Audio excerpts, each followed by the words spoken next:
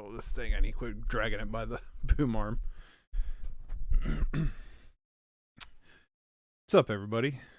If you're watching this on the VOD, I'm going to give it a second before I start this update, so you might want to skip forward just a little bit.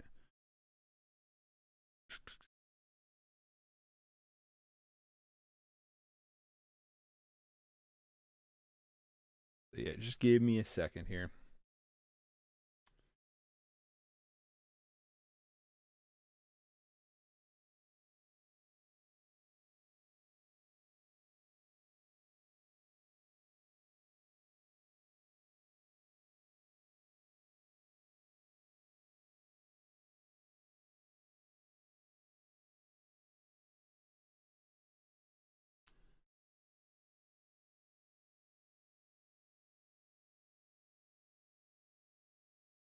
Hold on. Beware of Chicken is a 9 out of 10 book that I sincerely recommend you check out. Okay.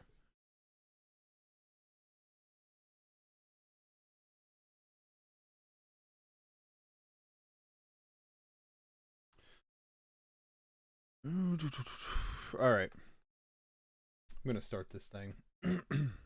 Potentially. See. Still doing okay live, I suppose.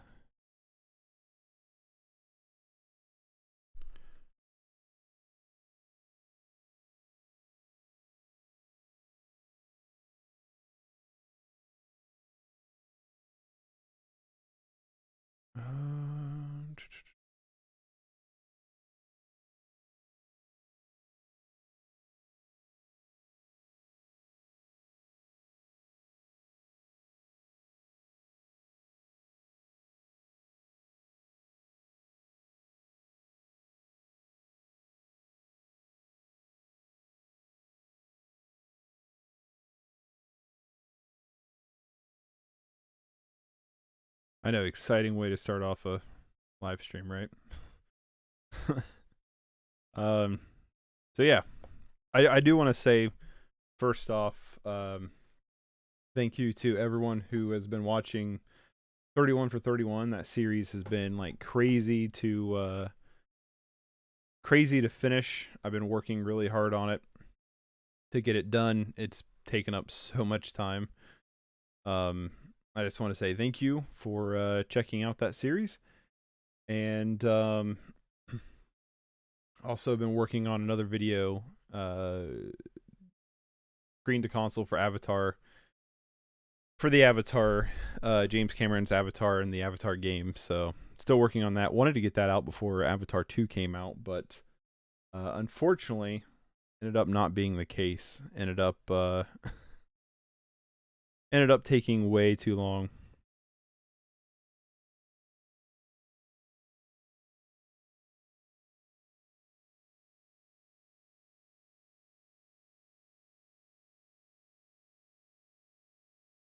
I'm like 20 minutes in and still have like half of the video still to edit, so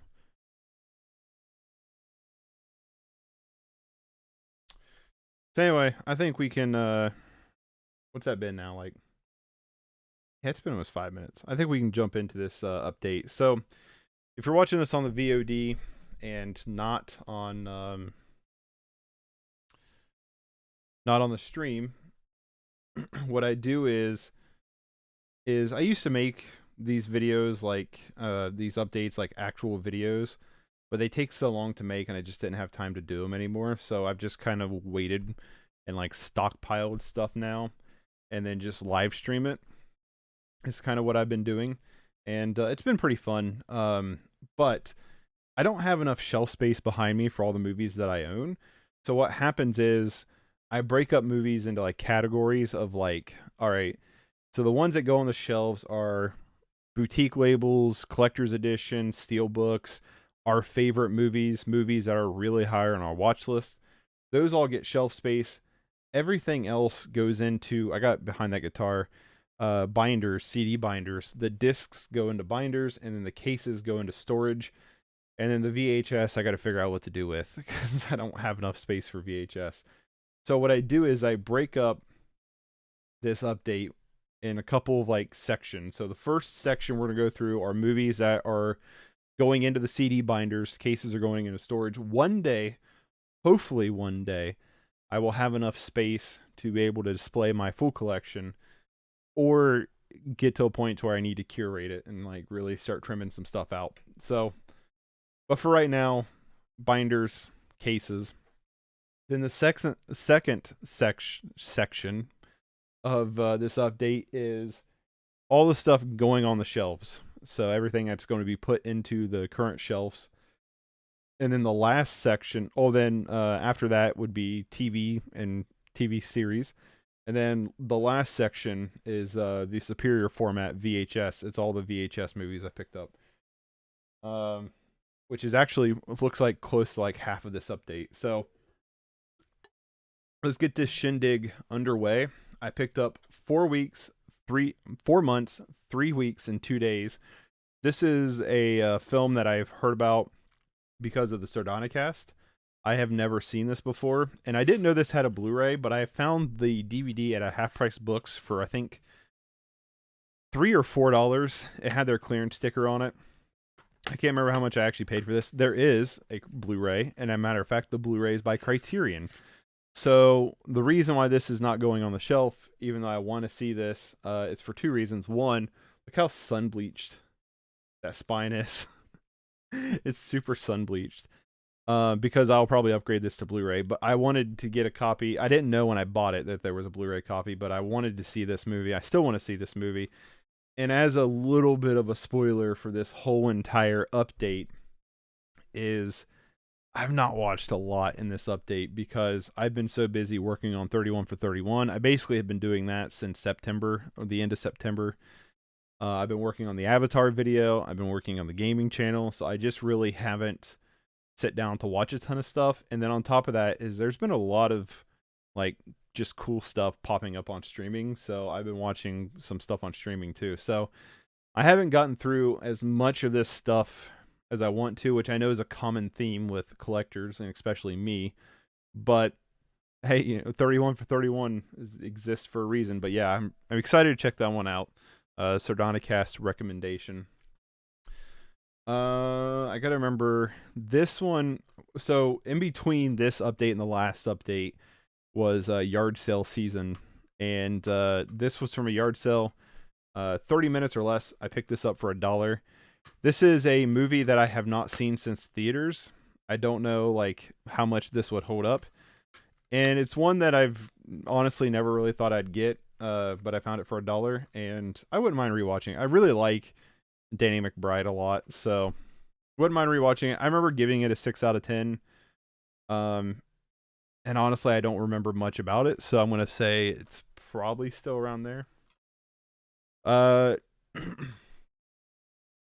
ended up getting a lot of stuff on DVD at Big Lots because Big Lots had a ton of stuff on clearance, and then I had like a 20% off coupon plus reward points, so I ended up like paying, I think like every movie ended up being like 50 cents to 75 cents.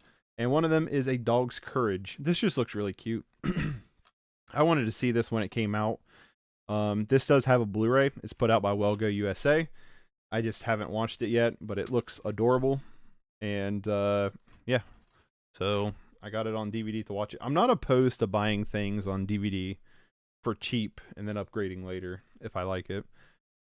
This was one I picked up on Black Friday from Amazon, Aliens in the Attic. This just looked like stupid fun.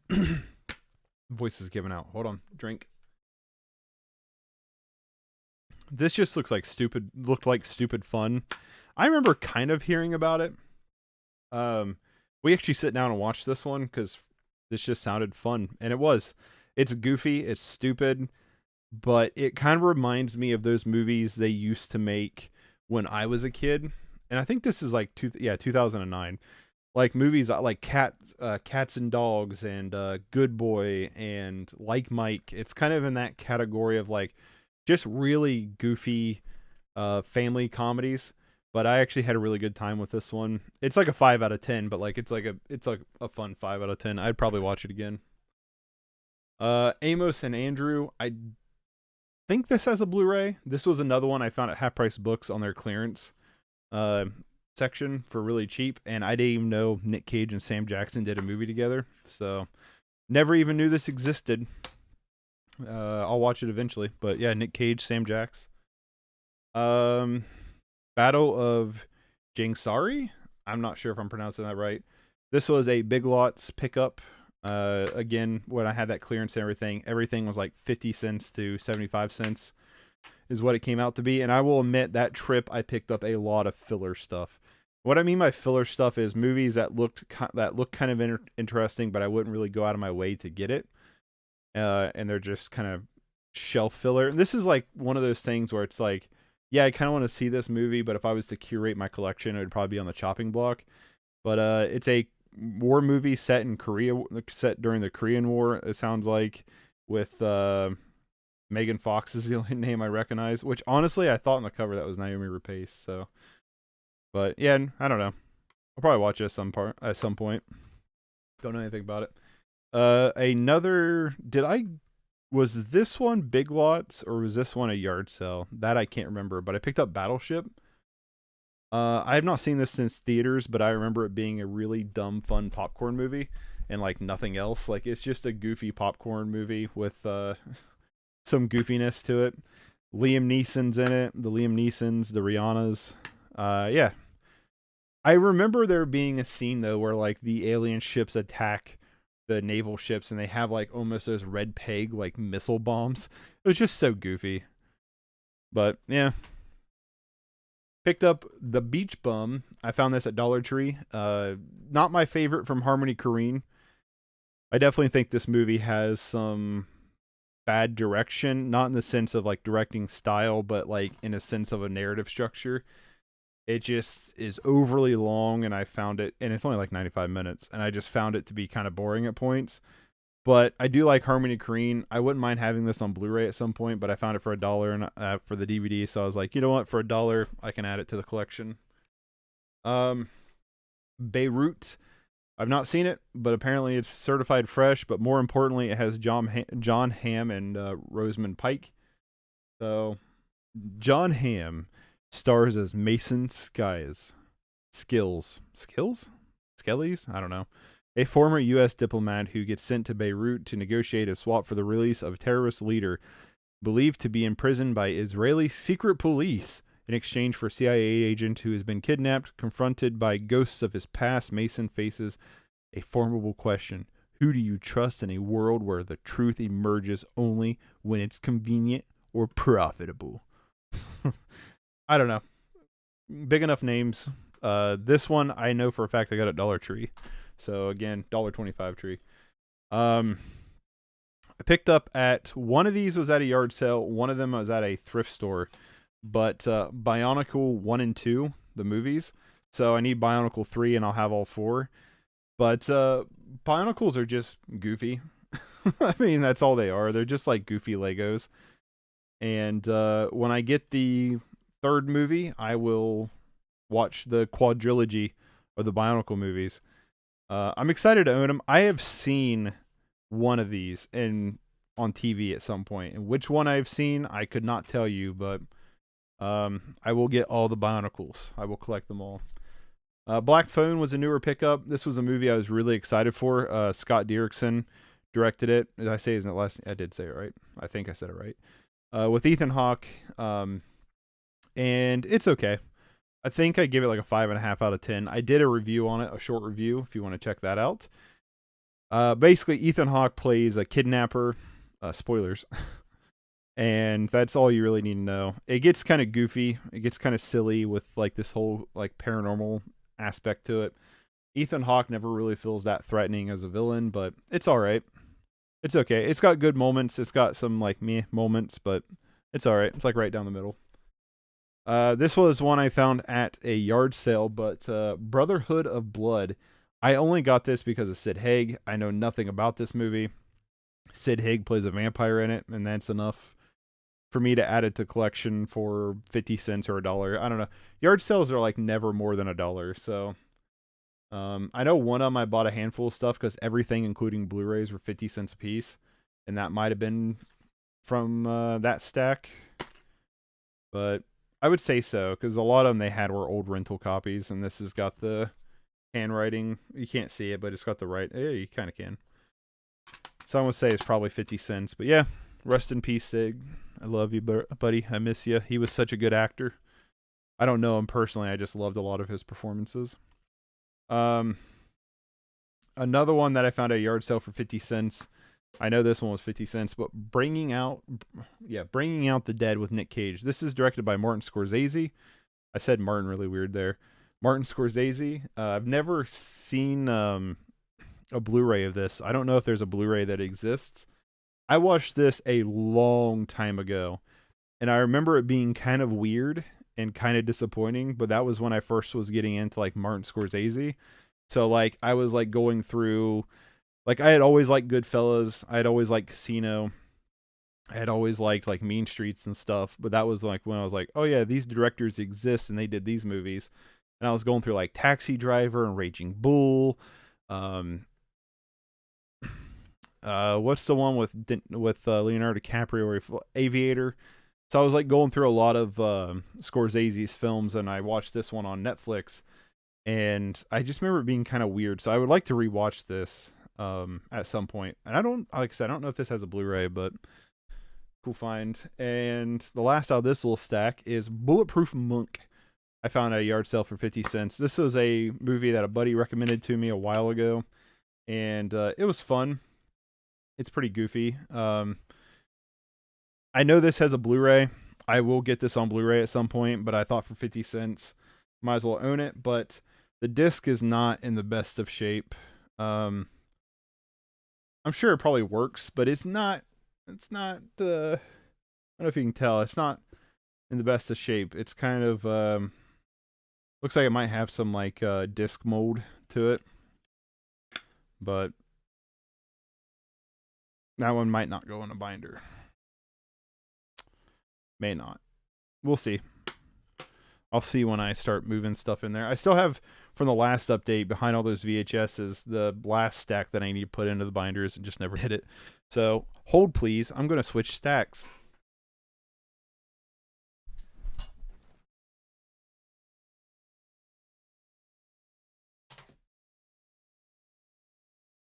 I tried to keep everything like kind of close. I don't have to like trip over and drop a bunch of stuff like I normally do.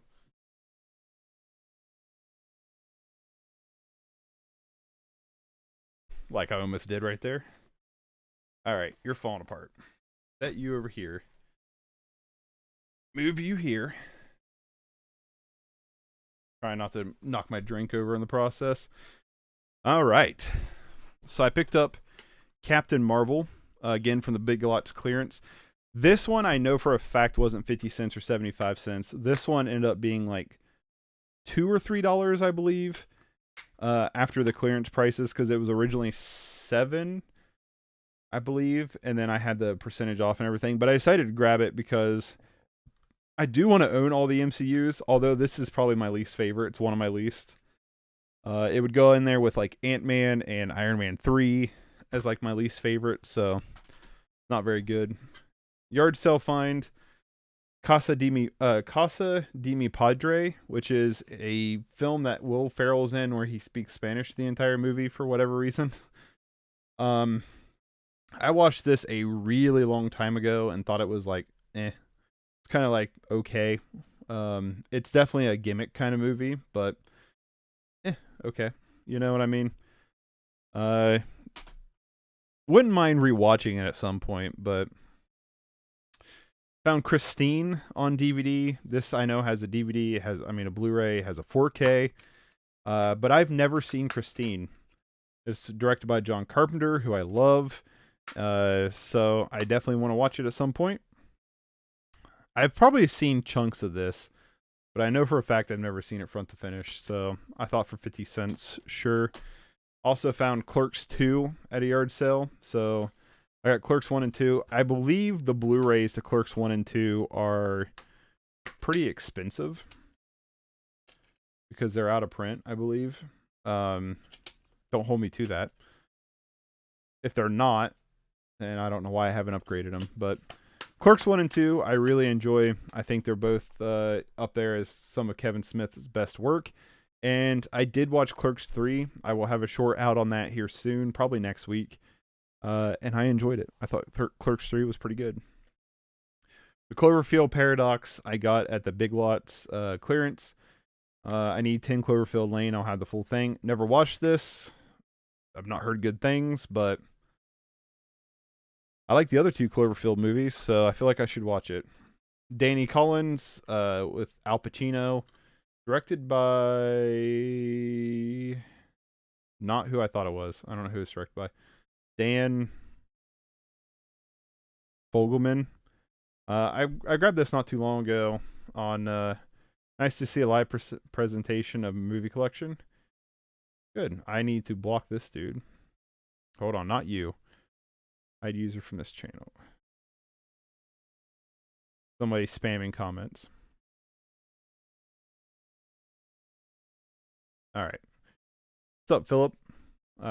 Yeah, I like to do the collection updates live. I used to do them in a video format. You can find older videos on my channel where I used to do them that way, but they took too much time to do them. And so now I do them like, I think I've averaged like every 4 months or so, a collection update. But yeah, upgraded to Blu-ray. I've still yet to watch this, but I found it at Dollar Tree where I found the DVD. And I like Al Pacino. I like a lot of the cast here. So, yeah. Found it at a yard sale for, I think this one was $1. I can't remember. But Dark Crystal on DVD. I've yet to see this. I'm not a big fan of Labyrinth. But I've always wanted to see Dark Crystal. And so I grabbed it on DVD to watch it. I know for a fact this has a Blu-ray. And it's probably on streaming. I probably didn't need to buy it for 50 cents. But I own a copy of it now. Picked up... Was you were not from a yard sale? I believe I found this at Half Price Books on clearance, but Early Man, Aardman Films, the people who did Wallace and Gromit. I'm going to turn down my gain a little bit. I feel like my gain on my camera is a little bit too hot. Hold, please. Try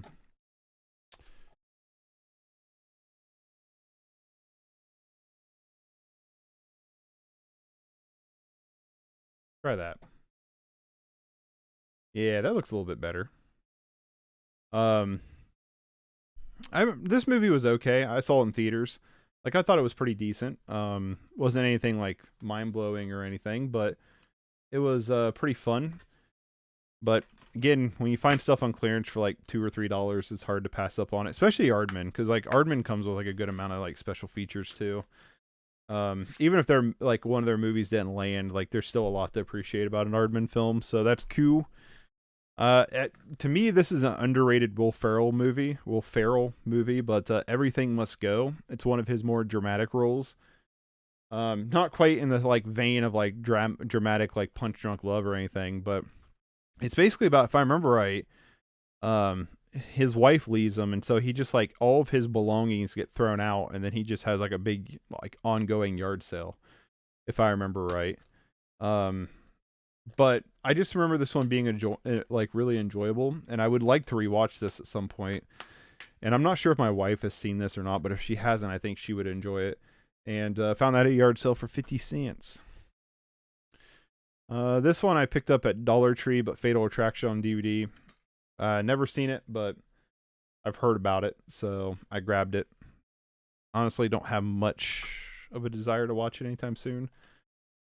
Big Lots pickup, Front Runner with Hugh Jackman. This movie always looked pretty decent to me. A lot of big actors in it. The dude who plays Doc Ock in Spider-Man's in it. What's his name? Molina or something like that. What is his actual name? Something Molina.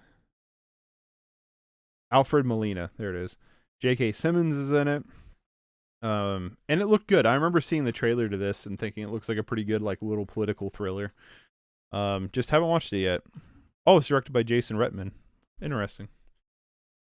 Dollar Tree pickup, God of War. It just looks like a Chinese action movie. Don't really know anything about it. Big Lots clearance. I'm a sucker for these kind of movies, so I'll watch it eventually. Another one, Great Battle, Big Lots clearance. Haven't seen it. This one's Korean though. But I'm just like, I'm a big fan of these like Asian period piece movies that are like these big like warish movies, which, you know, the Great Battle, I would hope. One fortress versus 200,000 soldiers. Hopefully it's not like Crazy Samurai 1 versus 400. Picked up a couple Green Lantern movies. Actually, I think I picked up all the Green Lantern movies that DCU has released, but Green Lantern Beware My Power and Green Lantern Emerald Knights, I did short reviews on both of these, and I do not care much for both of these.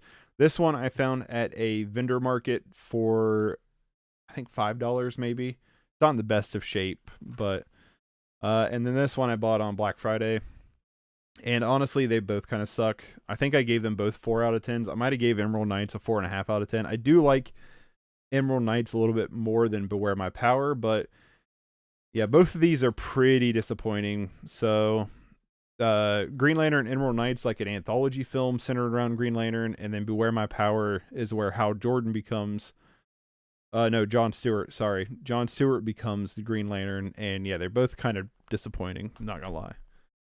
Picked up The Guillotines from the director of Internal Affairs. I've yet to see this, but it looks fun. This has actually been on my watch list for a little while now. I remember when this came out, I wanted to see it and then just didn't. So I will have to watch this at some point. Next up from a yard sale is Hall Pass. This is an okay comedy. I remember it having some funny moments. I've only seen it the one time back in theaters. Like I said, I found this at a yard sale for really cheap. Otherwise, I probably wouldn't have gotten it. It's just a raunchy comedy with Owen Wilson and Jason Sudeikis. And yeah, there ain't much more about that. It's basically like the two guys keep talking about like wanting to sleep with other people, and so their wives give them a hall pass to do so, and then it's just kind of a whole dynamic. It kind of plays a little bit into the rom-com kind of thing. It's like one of those, like, I wouldn't say family friendly, but like adult couple friendly, like raunchy comedies. It's all right. It's like 5 out of 10. Hansel and Gretel Witch Hunter. I found this at a yard sale for 50 cents. I wanted to grab this because I remember watching this in theaters and not liking it. But the director Tommy Wirkola has done some other cool things. One of them I just recently watched. What was it? What did he do? Violent Night. He's director of Violent Night. And I just remember being disappointed in this movie, but I've always wanted to give it another shot. So I did pick it up on DVD. I know this has a Blu-ray. I'll probably upgrade on Blu-ray at some point, but we'll see. Another Nick Cage movie I didn't know existed, but Inconceivable. Also with Gina Gershon and Faye Dunaway. Yeah, I know nothing about this movie. This was one I found at the Big Lots clearance and decided to get it. Yeah, I don't know. I don't know anything about it. So there's that. Another one I picked up on Half Price Books' clearance is The Incredibles 2. Now, I don't own The Incredibles. I will soon. I'll make Incredibles 1 a little bit more of a priority now that I have the second one. But this was $3, and this thing's like in beautiful condition. It's in really good shape. Why is... That's weird. The Blu-ray copy is Frozone. I remember liking this movie when it first came out, but it has not set well with me since I've seen it in theaters. I've not watched it since, and I don't really have a desire to. Pixar is one of those... Pixar and really like Disney Animated is one of those like studios. Much of the titles you mentioned are so unknown here in Belgium. Oh, you're from Belgium. Nice. Well, hopefully some of these movies catch your interest and you can add them to your watch list. That's cool. You're from Belgium. Awesome. I'm collecting Arrow label movies at the moment. I have some Arrow. They'll be coming up later. I got some Arrow stuff coming. Arrow's an awesome label, and I'm kind of jealous because Arrow gets a lot of really cool stuff for UK releases they don't get for US releases. And they're not a region free company. So, but I got some Arrow stuff coming up. But yeah, so Incredibles 2, can't beat that for like $2. I don't know, all the Pixar and Disney animated, I would like to collect all of them. Jack Ryan, Shadow Recruit. I remember when this came out in theaters, I saw it and thought it was like a fun popcorn movie. Yeah, it's true. Yeah, there and also Third Window Films has a lot of UK stuff. It's really cool. I need to get a region free play. I have technically a region free player, but I need a region free player I can plug into a TV or a projector would be nice. I just remember this being a pretty fun like popcorn action movie, and when I got it for like 50 cents at Big Lots, I was like, sure, I'll get it. It's like a 6 out of 10. One of the worst movies of 2022, Jurassic World Dominion. I gave this movie a 3 out of 10, and that seems very fitting.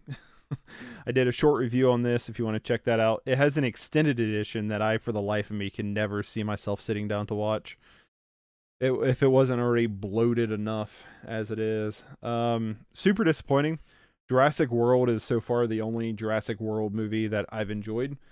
I do think the second one is better. Fallen Kingdom, Empire, Fallen Worlds, whatever that second movie was, where it has like the black market super dino. At least that one was like goofy fun. This one's just frustrating. It really is. It just relied so much on bringing back the original cast to kind of energize a pretty dead trilogy. But I gotta admit, this cool box art. Like the box art's cool. But yeah, super disappointing. Picked up Killer Elite at Big Lots on their clearance rack. I watched this a long time ago on Netflix. It's Jason Statham. I just talked about Jason Sudeikis, and I'm trying to say that. Clive Owen and Robert De Niro. And for what I remember, it was pretty good, but it's a little convoluted. I think it's something like all three of them are hitmen, and they're like basically trying to kill each other. But I would like to rewatch this though, so I'm glad to have it. I don't know if it's still on Netflix. Killzone 2, I believe I have Killzone 1. I just haven't watched him yet. I just really like Tony Jaa or Tony J or however you say his name. I think he's awesome. He's a really good like martial arts actor. Yeah, just haven't watched it yet. But I do believe I have the first one. Not sure if it has a Blu-ray. Kung Fu League, I watched a really long time ago. And by a long time ago, I mean in like 2018. And I don't remember hardly anything about it. If I remember right, it kind of plays a little bit as like an action comedy. But I don't remember too much. When his manager prevents Fei Young Zong from getting the girl he loves, he summons the help from 4 legendary kung fu masters to learn the highest level of martial arts from the best in the history and to defeat his enemies who stand in the way of the things he wants most. Yeah. I don't know. I watched a long time ago, I think. Let's see if IMDb Kung Fu League. Let's see if IMDb tells me what I rated this. Kung Fu League. Did I rate it? I did not rate it. Okay. Well, maybe I haven't seen this. Maybe I'm confusing it with something else. That's quite possible. Barry Gordon's The Last Dragon. I found it at a vendor market for $5 sealed. It just looks like a fun kung fu blaxploitation movie. I haven't watched it yet. I'll watch it at some point. It looks fun though. It's an old 80s. It's from the 80s. Not sure. Yeah, Barry Gordon's The Last Dragon. Big Lots, I found Little Women. That's a real gem. The Last Dragon's good. All right. Let's see what the IMDb's say. The Last Dragon.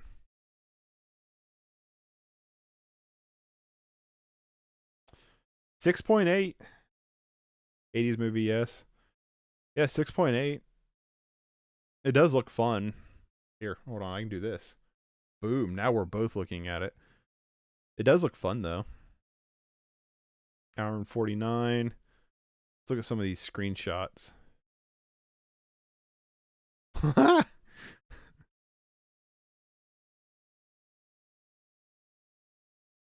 All right, yeah, I'm gonna have to bump this one up on the watch list scale a little bit. It does look really fun. All right. Little Women though, won a ton of awards. It's directed by Greta Gerwig.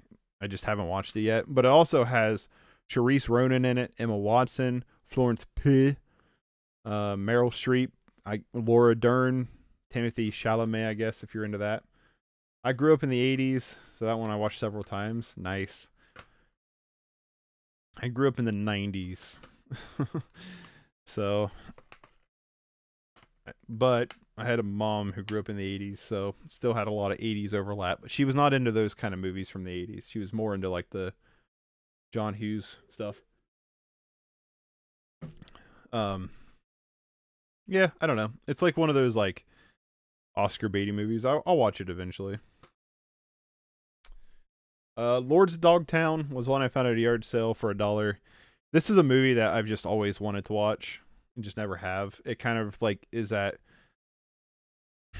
we talked about growing up and stuff, but like growing up with like a lot of like skater like Jackass kind of stuff. It kind of put me in mind of that, so I wanted to watch it. 80 slashers. Yes, I did grow up with a lot of 80s. Like that was my mom's movies taste when I was growing up, was like Friday the 13th and 16 Candles. You know what I mean? Good skate movie. Yeah, I've always wanted to see this. Like it comes with a cool like little like map out thing. I've always wanted to see this. And a matter of fact, I remember one of the reasons why I wanted to see this. Oh yeah, Dogtowns and Z-Boy. I forgot about that one.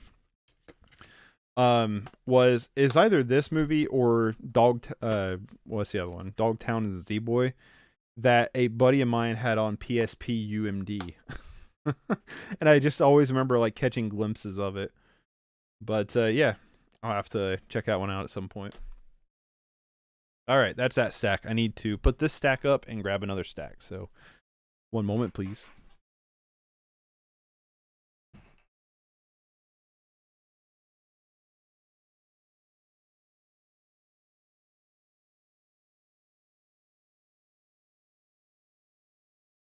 I got so many receipts I got to put away. Also, Thrash and Skate Gang, you have to watch. Well, let's look it up together. Trashin' Skate Gang.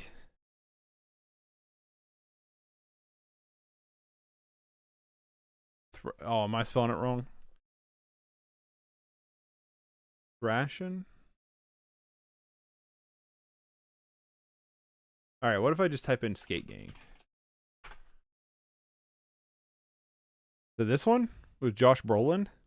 It has to be this, right? With Josh Brolin. I mean, I'll watch it just because of Josh Brolin. Or Thrashin'.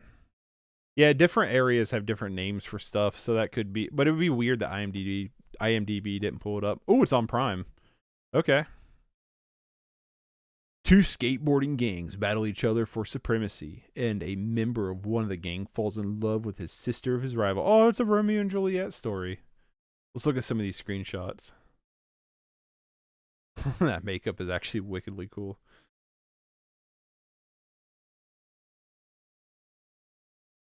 I love Josh Brolin too, so I'm down.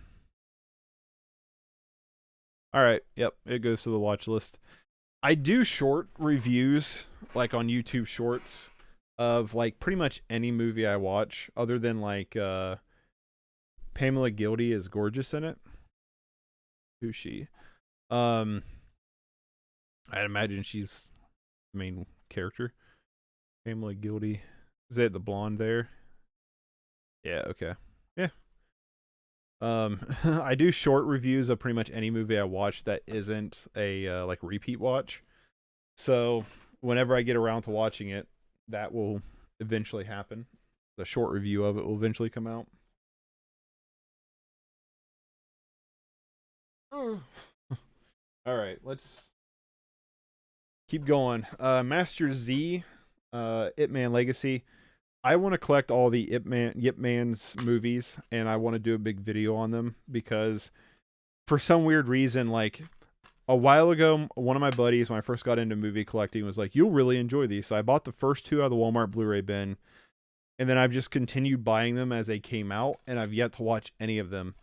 So obviously, I'm a few behind if I'm picking this one up now. But it's got Dave Bautista in it.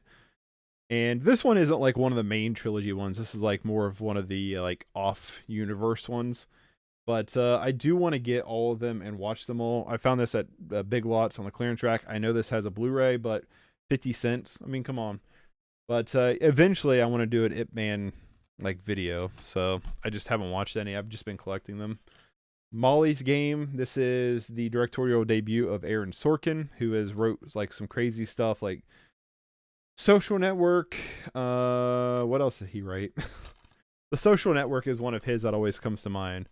Aaron Sorkin.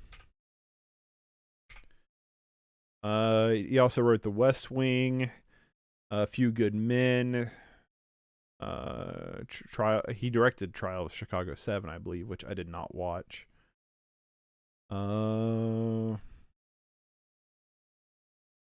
Being the Ricardos, he directed, which I started and quit watching because I wasn't crazy on it. I'll probably have to go back to it. Did the Moneyball. That was the other big one I'm thinking of is Moneyball. But yeah, it's his directorial debut. I know it has a Blu-ray, but I've yet to watch it. And 50 cents at Big Lots. Why not? So, moving on with Monsters University, one of my least favorite Pixar movies. This just kind of ignores Monsters Inc. and just tries to rewrite their history, which I find super obnoxious.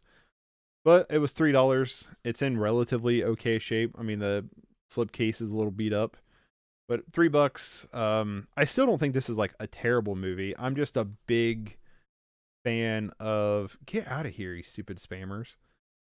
I'm just a big fan of Monsters Inc. So maybe that's also why Monsters Inc. is one of my favorite. Definitely my top 5 favorite Pixar movies. I don't think it's my favorite Pixar, but it's probably my top 5. But yeah, I don't know. I got it. I'm trying to collect them all. This is one that I super recommend. The Paper Tigers. This is an action comedy that is a ton of fun. So basically, it's about the three friends who I believe they called themselves the Paper Tigers, who were like childhood martial arts experts, basically. And they kind of had a falling out, and they get back together because if I remember right, I believe it's like their sensei died, and so they get back together, and then there's like a whole like plot mystery of like someone who's like taking out like the leaders and stuff. So so that's what this is about. But the thing is these three main characters, Alan Yu, Ron Yane, Michael Shannon Jenkins, obviously one of them's a little bit easier to pronounce, have amazing chemistry together. They have absolutely phenomenal chemistry together. And a lot of the humor lands really well. Sometimes it's really goofy humor, but a lot of times it's a little bit more subtle. And it does have some great fight moments too. This is one that I just found to be just really humorous and had a really good time with it. And I found it at Half Price Books on clearance for $3. The funny part is at the same Half Price Books, they had a sealed copy of it for $10 that I was debating on getting, and then I walked back to clearance and they had a used copy for $3. So definitely recommend The Paper Tigers. It was on Netflix when I watched it. I believe it's still on Netflix. So if you want to check that out, I'd give it a 7.5 out of 10. We'll check that one out. Martial arts movies are also in my collection. Same. I love martial arts movies. That one I had a really good time with. I got another friend of mine who's big into like martial arts movies also really enjoyed it. So hopefully you'll enjoy it as well. I picked up Premium Rush with Joseph Levitt Gordon and Michael Shannon. Never seen it. It always seemed goofy to me. It's basically like Speed but on bicycles. Michael Shannon's in it. I love Michael Shannon. This is one of them. I got it at a yard sale, I believe. Yeah, I got it at a yard sale because it's got the writing on it. Um, but got it at a yard sale. Just haven't watched it. I'll probably watch it at some point. So, sorry, wiping off some schmutz off the case. The disc, not the case. This is one I found at a vendor's market that I didn't even know existed, but R2D2 Underneath the Dome. This is a documentary about R2D2 and playing R2D2, which I just find to be super fascinating. Hold on. It's a mockumentary. Okay, so I didn't read this. I just thought it was an actual documentary. We're learning things together. For the first time on DVD, the complete R2D2 Beneath the Dome mockumentary lifts the lid of silence and explores the never-before-told history of the real Star Wars, the real star of the Star Wars saga, R2D2. Learn about his humble roots in rural England, his underlying hunger for fame, and how this determination overcame a Hollywood that had long discriminated against droids. Told in 3 parts, the documentary unearths never-before-seen footage and interviews to tell the story, featuring George Lucas, Samuel L. Jackson, Francis Ford Coppola, and more. R2D2 Beneath the Dome will bring smiles and laughter to your galaxy. It's like 20 minutes long. But this was $1.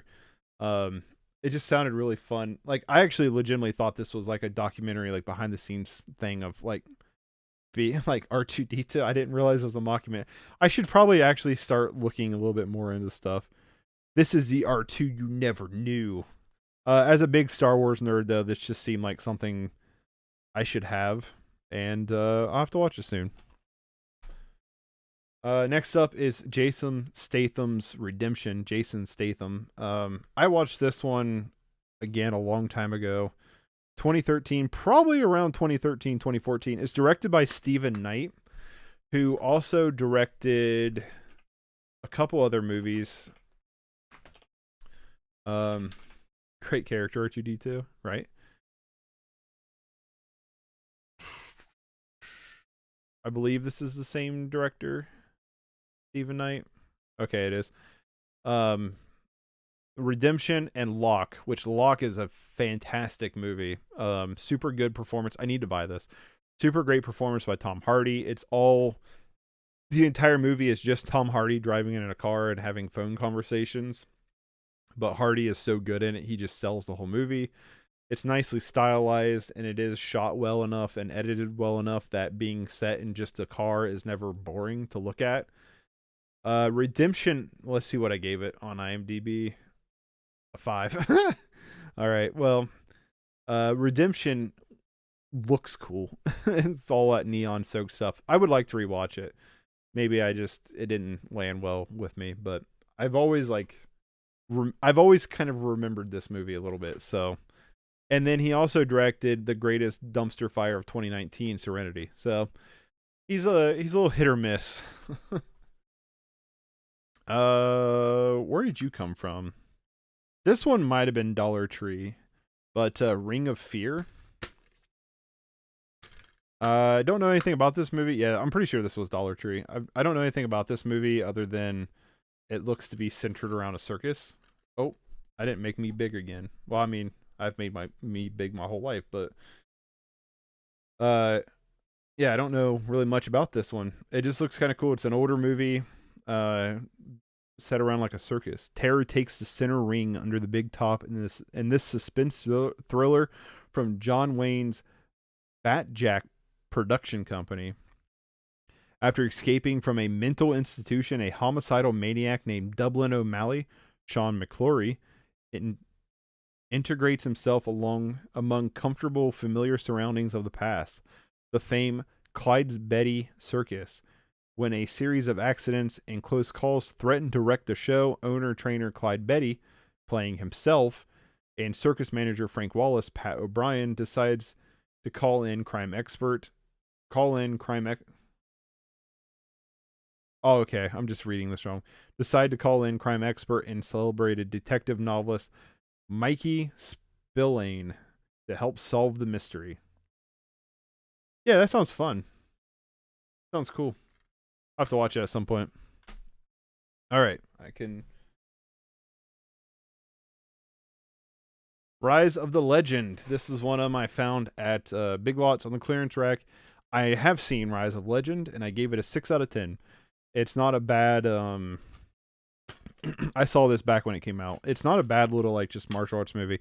A martial artist with extraordinary power returns to the town where his father was murdered to face against a ruthless crime boss and bring justice back to the people. And if I remember right, it's just that. Like that's the whole story, and then it's just set up around martial arts set pieces. But if I remember right, there are some really cool. Let me pull it up on IMDb. There are some like really cool like moments in this though, like some really like interesting visuals. Rise of the Legend. Yeah, 6 out of 10. I was right on what I gave it. Like this whole fight scene in like the rain. I still kind of remember pieces of. Oh, go back. Pieces of it today. Like I remember that being a pretty cool like set piece. This whole section. So and let's see for good measure if it's on a streaming service. It is on Amazon Prime. So if you are a Prime member, there you go. Then we got Roman J. Israel Esquire. This is directed by Dan Gilroy, who directed Nightcrawler. This is the movie he did in between Nightcrawler and Velvet Buzzsaw. Velvet Buzzsaw, I think I originally gave a 5 to, but really it's probably a 3 out of 10. It's not. Velvet Buzzsaw is not a good movie. And I've never seen this one. I got it on Big Lots' clearance for 50 cents or 75 cents, one of the two. And it's Denzel Washington. I don't know. I keep saying I'll watch it, but we'll see. Picked up San Andreas. Found this one. I believe Big Lots. I believe it was part of that Big Lots haul I got. Because like when I did that and I had the 20% off, plus I had reward points like for like cash for reward points, and then on top of that their clearance rack. Like I came home with like a ton of stuff, and I believe San Andreas from that pile.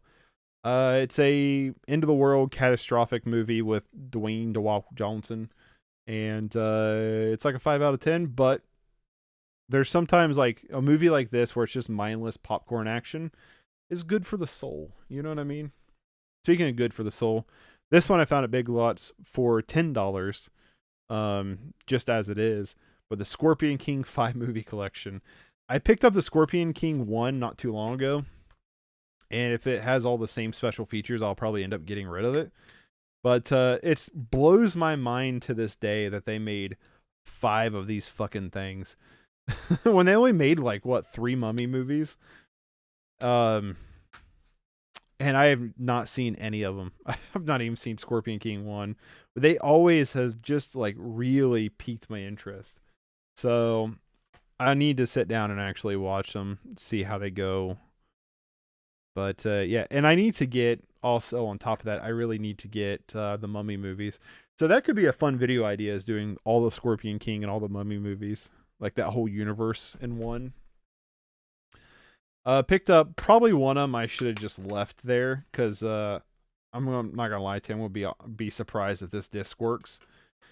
But this was from a yard sale for 50 cents. Scrooge.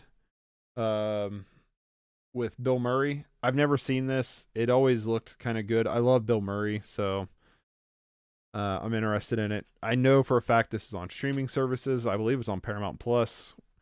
I don't know why I bought this one, honestly. 50 cents. It's in rough shape. Sure, I could probably switch out the case it's in, but I'd be surprised if the disc plays. It's pretty scratched up. But I got the little booklet thing, the little chapter marker. That's a collector's item. So I don't know. I want to watch that at some point. That was one of them that I probably could have passed on. Classic one. See, I've always heard good things about it. I just never watched it. Need to at some point. Selma. This is the Aubrey Duvay movie about Martin Luther King Jr. I saw this in theaters. I thought it was pretty decent. I think it's a little overrated. I could say that about everything Aubrey Duvay does personally, but there's still no denying there's some good performances in this, and I also got this at Dollar Tree. So that's also a factor. This is like a pretty decent civil rights movie. Um, this kind of falls in that category of they would show you this in history class kind of thing. It's not bad though. The Shallows I've never seen. I want to though with Blake Lively. This is one of them I got on Big Lots clearance, part of that Big Lots clearance haul. Haven't watched it yet. My wife watched it the other day without me. I don't know if she's paying attention, but I'll have to watch it at some point though. It's also directed by the guy Jaume Collet Serra, who did Black Adam, which I haven't seen yet, but also did Nonstop and Run All Night, which are two really good Liam Neeson movies in my opinion.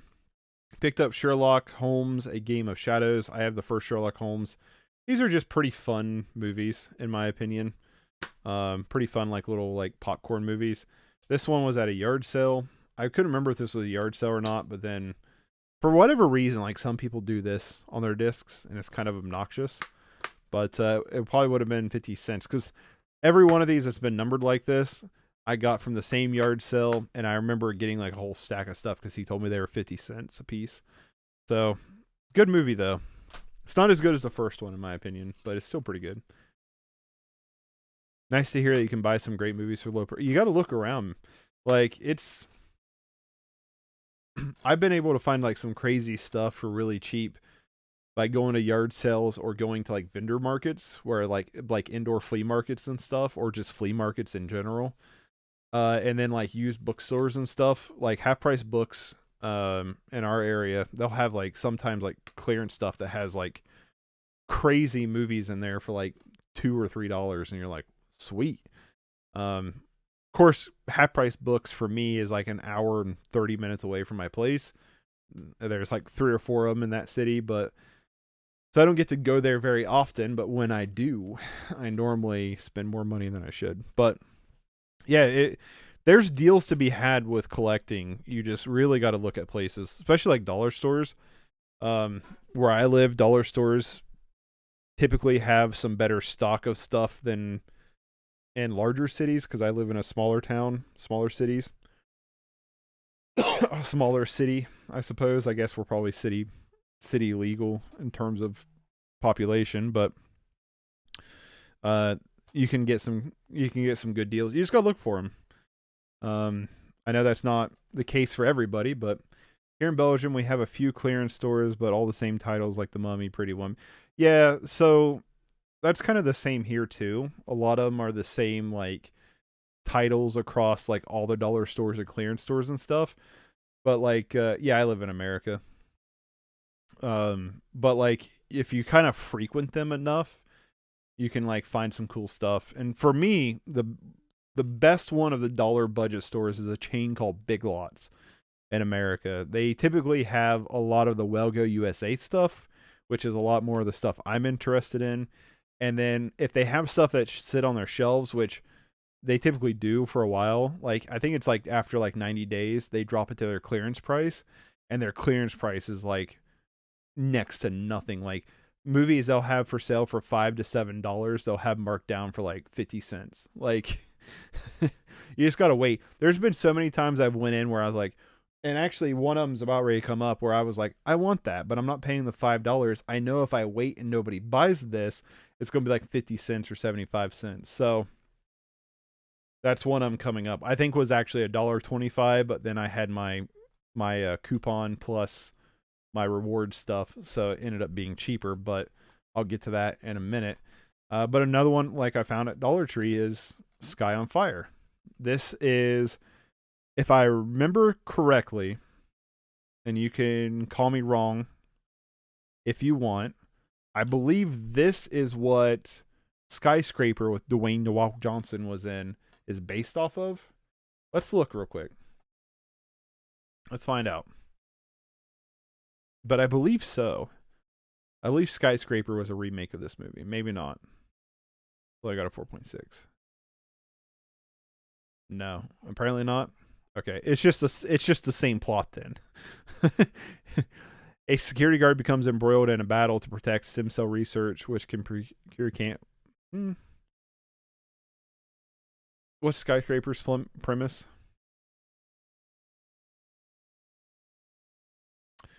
Okay, so it's remove the MacGuffin and change out the MacGuffin. It's the same movie, basically. But yeah, haven't seen it yet. 4.6 sounds awesome, so we'll see how that goes. Yeah, this one was from Big Lots too, the Spiderwick Chronicles. This is one of them I want to see. It just looks fun. It just looks like a fun family movie that sometimes I'm just in the mood for these, like movies that I feel like I would have grown up on. Almost the same story indeed. It feels like it. I mean, replace stem cell research with a family, like with what is it in Skyscraper? His daughter. Replace a stem cell with his daughter. It's the same thing. It's the same thing. Because they're both security officers too. Yeah, it's the same thing. It's the same thing. But yeah, this looks fun. This just looks like one of those movies that I would have grew up watching, which is why I wanted to watch it, and I just haven't seen it yet. And then we got Spotlight out of this little stack. Spotlight is one of the movies that probably shouldn't have won. This one won Best Picture, didn't it? Spotlight 2015. Switch back over to the IMDb screen.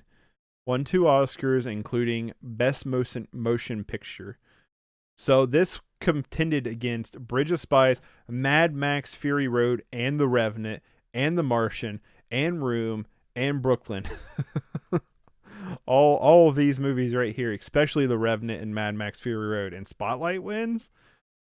Sure, I think it deserves a nom, but I don't know about even a nom for Best Picture. It deserves some nominations, but it beat The Revenant and Mad Max. That's wild. But anyway, like this is like a decent movie. Like I liked it overall. I just don't think it's as good as those. I know, right? How do you beat those movies? Mark Ruffalo, Michael Keaton, Rachel McAdams, Liev Schreiber, Stanley Tucci. I mean, it's like an all-star cast, and it is about the Boston Globe uncovering the scandals that the Catholic Church was covering up. It beat Mad Max for Best Picture. Don't know how, but it did. But it's a film that's about the uncovering of the Catholic cover-up of child molestation, and it's good. It's a good movie. But better than Mad Max? I don't think so. Don't think so at all. But I know this has a Blu-ray. It was like 50 cents at Big Lots, so I got it.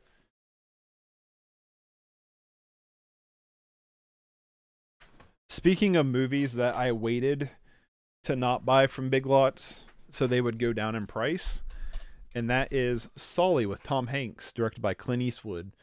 This is a movie that looks just meh. Like it's probably a 6 out of 10, like in all honesty. Like I don't think it's gonna be a bad movie. I just don't think it's gonna be anything like super special. But I've always kind of wanted to see it because one, it's Tom Hanks, which isn't the biggest selling point to me. It's more Clint Eastwood, because I find Clint Eastwood as a filmmaker super interesting because he just cranks out movies left and right, and you can tell throughout his career, like especially if he's got a movie that releases like 2 of them in a year, you can tell which movie he puts more time and effort into. And so I just always like checking out some of his movies, and that was kind of the case here. And I didn't want to pay full price for it, and ended up waiting and getting it cheap. So picked up Superman the movie at a yard sale for, I believe this one was at $1. It's in good shape. I love these old DVD cases. Funny story, I bought a sealed copy of Little Nicky that came in one of these cases from Half Price Books, and the girl checking us out, Tom Hanks is a good actor, but this one is an average movie. See, that's what I always felt like. It just always smelt like it was average. You know what I mean? So I've always been kind of like hesitant to like want to grab it and watch it. So I will eventually though. But it was sealed and it had a plastic thing. It said a security device or something like that. And basically the security device was the piece of tape that was like holding this down. and she thought that this was the security tape, and so she thought she was going to like have to open it to break it open. Which I just find funny that there's a generation who have never seen these cases, because these are like the original DVD cases. It's kind of funny, but I would love to have the Superman movies at some point, but I figured for $1 it was a cool like yard sale find, and like I said, there's like some weird nostalgia to these I me. I love too how they have the built-in like chapter thing. Like, come on, let's go back to these cases. Let's go back to them. Picked up T-34 at that terrible snap. Right? I like those snapback cases. They are terrible though, but I don't know. There's something about them. Nostalgic, I'd say. But yeah, T-34. This is a movie that I picked up at Dollar Tree. It just looks cool. It's a Russian war film. During the greatest war in the history of mankind, young Lieutenant Ivishkin assembles a courageous group of POWs to plan a daring escape from captivity. Captivity. Come on, brain. With the power of the half-destroyed T-34 tank, I don't know how to say his name, and his crew challenge an enemy battalion ready to battle to the end for family and for country. I don't know. It just looks cool. I like war films, so I don't like war. I like war films. This was one I found. Yeah, I found this one new at Half Price Books. I think I paid $5 for it. But Titan AE. This was a movie that I've always wanted to see. It's in that like generation of like Treasure Planet, Atlantis. What are some of those other movies? El Dorado, Road to El Dorado, or whatever it's called. And we watched this one, and I am working on a short review that's coming soon. It's a mess. Like, there's like some really cool things in here. There's like some like crazy comes with a little thing. What's this? Oh, it's a little DVD ad. I never like actually looked at this. Get a free DVD movie. Buy any 4 20th century home entertainment, get a 4th one for free. Like a little I love when they have these old promotional stuffs with them. Just really cool. But yeah, this one's kind of a mess. Like, it has some really cool ideas, but it has like some of the most unlikable characters on the face of the planet. It has a lot of cool like designs. The animation looks good, but then it also has terrible soundtrack. Yeah, it's just unfortunate. It has a really stupid like has a really stupid plot twist, like double plot twist that was kind of frustrating. And I don't know, man, but it's halfway written by Joss Whedon, also is half directed by Don Bluth. So there's like some like merit here, I suppose. And weirdly enough, I can't remember the character's name. I had a toy of it though. And we was watching the movie, and as soon as she came on screen, I was like, "Hey, I had that as a toy." It's like, what is this? Let me find her. Oh, you're not gonna have a picture of her?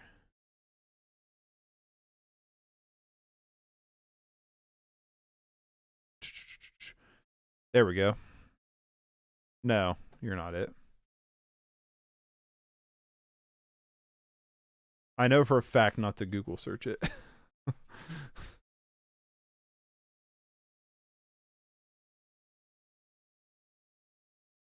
Come on, where are you at? Oh, right there. This character that's got like the weird like legs. I had a toy of that. Is it a Japanese anime? No, it's American production. It's a 2D, 3D blended movie. Yeah, this person. Yeah. Dang it. This person. I had a toy of him as a kid. I never realized it came from this until we was watching this movie. It's a 2D, 3D American blended movie. Comes with a ton of special features, and I don't believe this has Blu-ray, which it totally should. I would upgrade this to Blu-ray just because of the animation alone. The Legend of Tormus. a Turkish-Russian movie that I don't know anything about. It looks cool.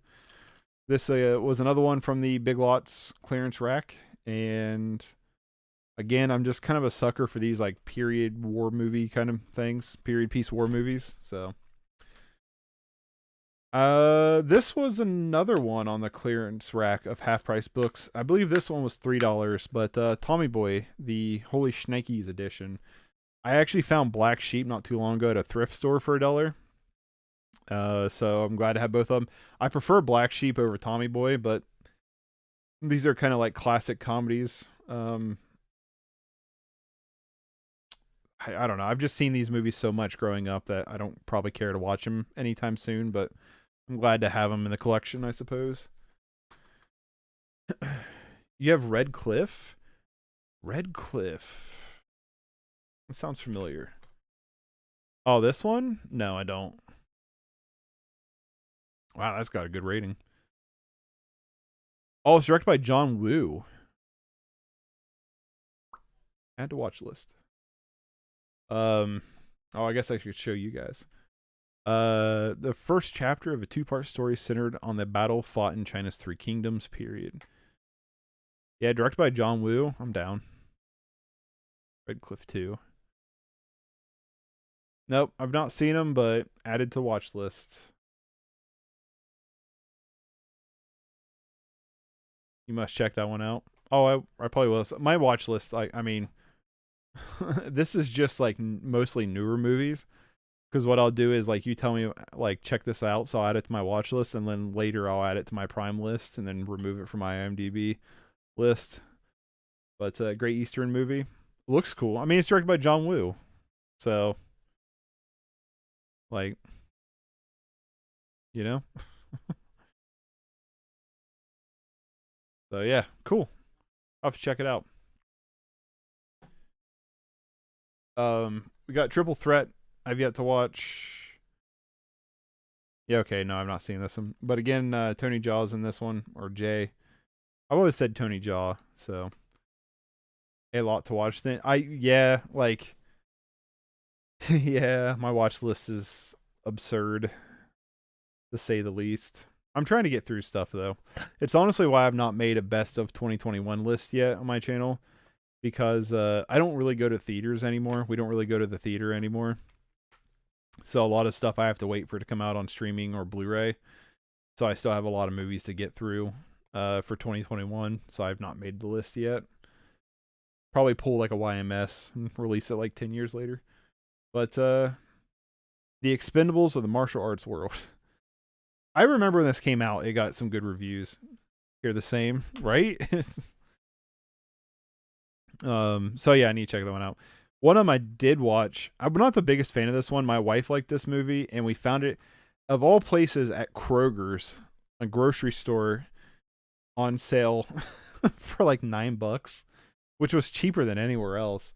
But Turning Red. It's in this cool Turning Red case. I mean, this cool red case.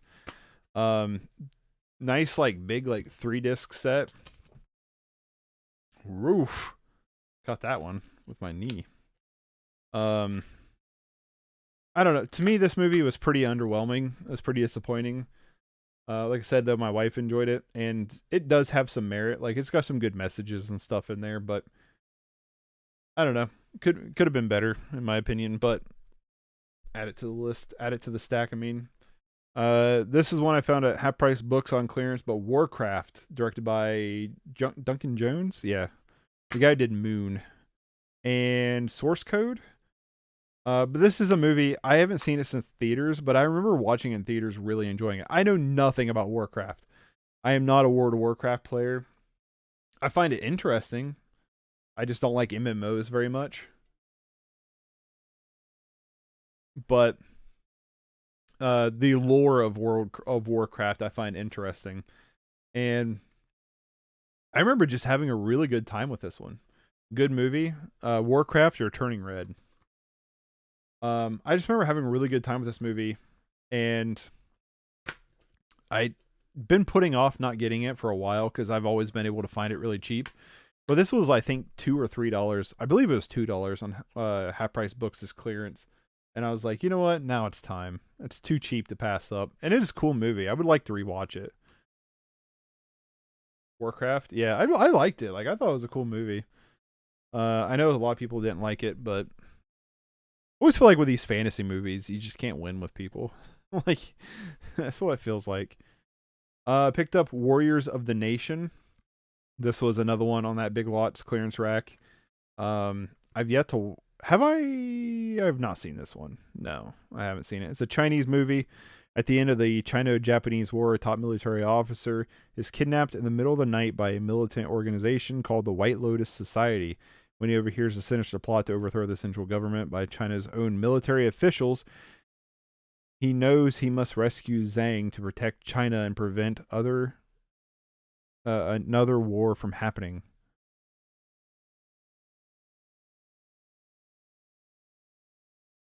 Yeah. Looks cool. I picked up Welcome to the Punch. This was at a yard sale. I believe I've seen this before. Let's find out. I believe I've seen this before.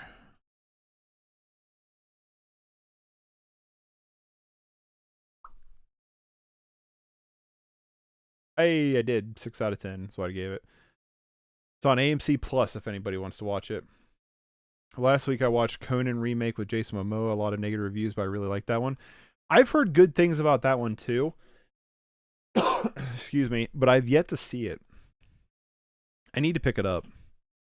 I do want to see that though. I've heard good things too. Like, I know it's got a lot of negative stuff, but like, some of my friends that like to watch a lot of the fantasy or action movies, I've heard good things about. So, typically with like those kind of movies, if I don't see them and they got some negative attention, and I hear one of my friends that are in that kind of like movie realm, like recommend it, then I'll take it. I'll take their recommendation kind of serious. So I need to check that out. But yeah, Welcome to the Punch. Pretty decent. Good storyline. That's good to hear. Well, Jason Momoa would be like if you would like think of all the Hollywood actors like right now, like Jason Momoa would be like the one to fit as Arnold's replacement for Conan. But yeah, so Welcome to the Punch. I don't remember much of anything about this one, but I gave it a 6 out of 10. Like I said, I was like, I can't remember if I've seen this or not, but yeah. So there's that. Got it at a yard sale. The Witch Subversion. So I've heard good things about this movie. I've heard good things about Witch 2. Both of them are on my watch list, and I need to watch both of them at some point. But I found this one at the Big Lots clearance for 50 cents. And so I was like, okay, cool. And like I said, I've heard some decent things about Witch 2. So they're both added to my watch list. I've heard the action in these movies are really well done, and I just need to watch it. This one is really cool. It's called The Wolf Pack. This is a documentary about a group of brothers who basically grew like locked up in their house. The one center one looks an awful lot like Ralph the Movie Maker.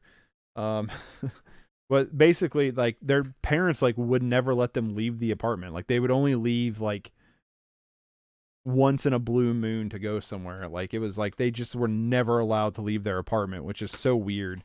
But they all became like obsessed with movies and like obsessed with like recreating those movies. And so this is like a weird movie about not only this weird story, but also these people who are just fanatics of movies. And it's really cool. This is a really cool documentary that I would definitely recommend. I found this at a yard sale for 50 cents. I had to make sure it was a yard sale, and of course they had it right on the disc. But yeah, if you can find The Wolf Pack, this is a pretty cool documentary. Looks like a Reservoir Dogs front cover. Yeah, Reservoir Dogs was like one of their favorite movies. They also talk about, I think, Pulp Fiction, Batman. What was some of the other movies they talk about? They just talk about a ton of movies. I mean, there's more Usual Suspects is the back. There's more Reservoir Dogs references down at the bottom. But yeah, check this one out. This is a really cool documentary. And then the last one before we jump into the movies that are going on the shelves, so they get shelf space.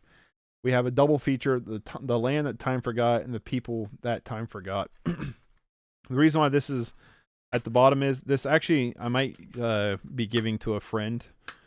Once I watch them, I don't know yet for sure. We'll check that out. Yeah, definitely, it's definitely worth a recommendation. This one might be going to a friend at some point, so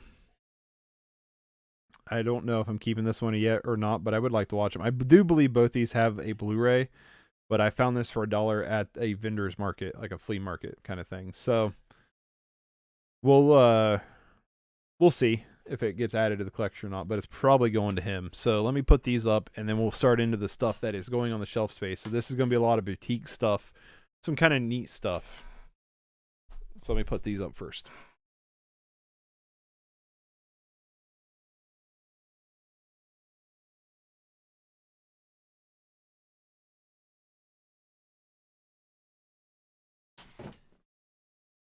Chair squeaky.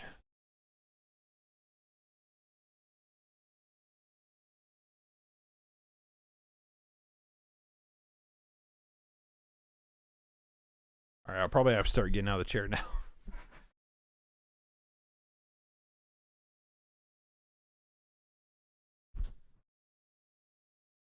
All right, this top one, I got to figure out how I can show it to you because it's got nudity on it.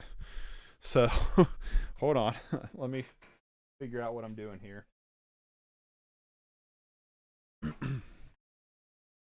A Turkish bathhouse by Mondo Macabro, with the cool red case, limited edition red case. They released a couple things that really piqued my interest when it came to the red cases. This is one of them, so I pre-ordered it. Pretty much if you want a Mondo's red case, you need to pre-order it, but I got, on this one, 646 out of 1,200. This is one of them that, unfortunately, I haven't got to watch yet. It sounds super fun, though.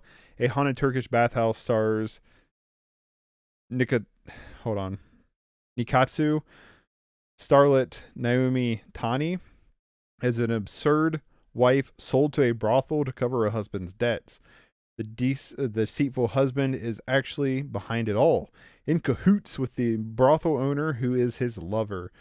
Tani discovers the truth and gets whipped to death. However, the dead woman's soul won't overlook the injustice and seeks vengeance. A bizarre mixture of Japanese erotica, gangster film, and ghost cat horror movie. All popular genres in the 1960s and 70s Japan. It's a heady cocktail and makes for a wild and unpredictable film that rocks along at a giddy pace. Yeah, I do need to get sticky notes to cover up. You're right. That might be the only one. Not 100% sure. I really want to see that one, though. Like, I'm not gonna lie, there's a lot of stuff coming up in these, like the boutique stuff that I really want to see that I just haven't gotten around to, and it hurts my soul. The Addams Family and the Addams Family Value Double Pack. This is a movie my wife bought. She's a big fan of them. I had never seen them before, and I enjoyed both of them. I did short reviews of both of them. I gave Addams Family a 6 and Addams Family Value a 6.5, but they are really fun movies, and I've heard the Wednesday show is good, but I'm probably not going to watch it. But fun movies. Fun movies. Picked up The Batman. This was another one that I found at Kroger's on clearance for $9. This one might not have been $9. This one might have been 7 or 8. But The Batman I thought was really good. Robert Patty does a decent job. Matt Reeves' direction is pretty good in this one. I like the darker the darker tone they took with this one. They do have a weird like cop out scene with Alfred that I'm not going to mention like too much in detail if you haven't seen it. Comes with over 2 hours of special features though, which is pretty cool. And I'm excited to see where they go next with this one. Yeah, I thought it was pretty good. I enjoyed it. I also picked up DC animated Batman and Superman Battle of the Super Sons. I've yet to watch this one though, but I will be watching it sometime soon because I love these DC animated movies. I've watched the majority of them. At this point, this was one of them that was a Black Friday pickup from Amazon. It was on sale for $5.99 sounds right. But I believe almost all these are on HBO Max, so if you have that, you can check them out there.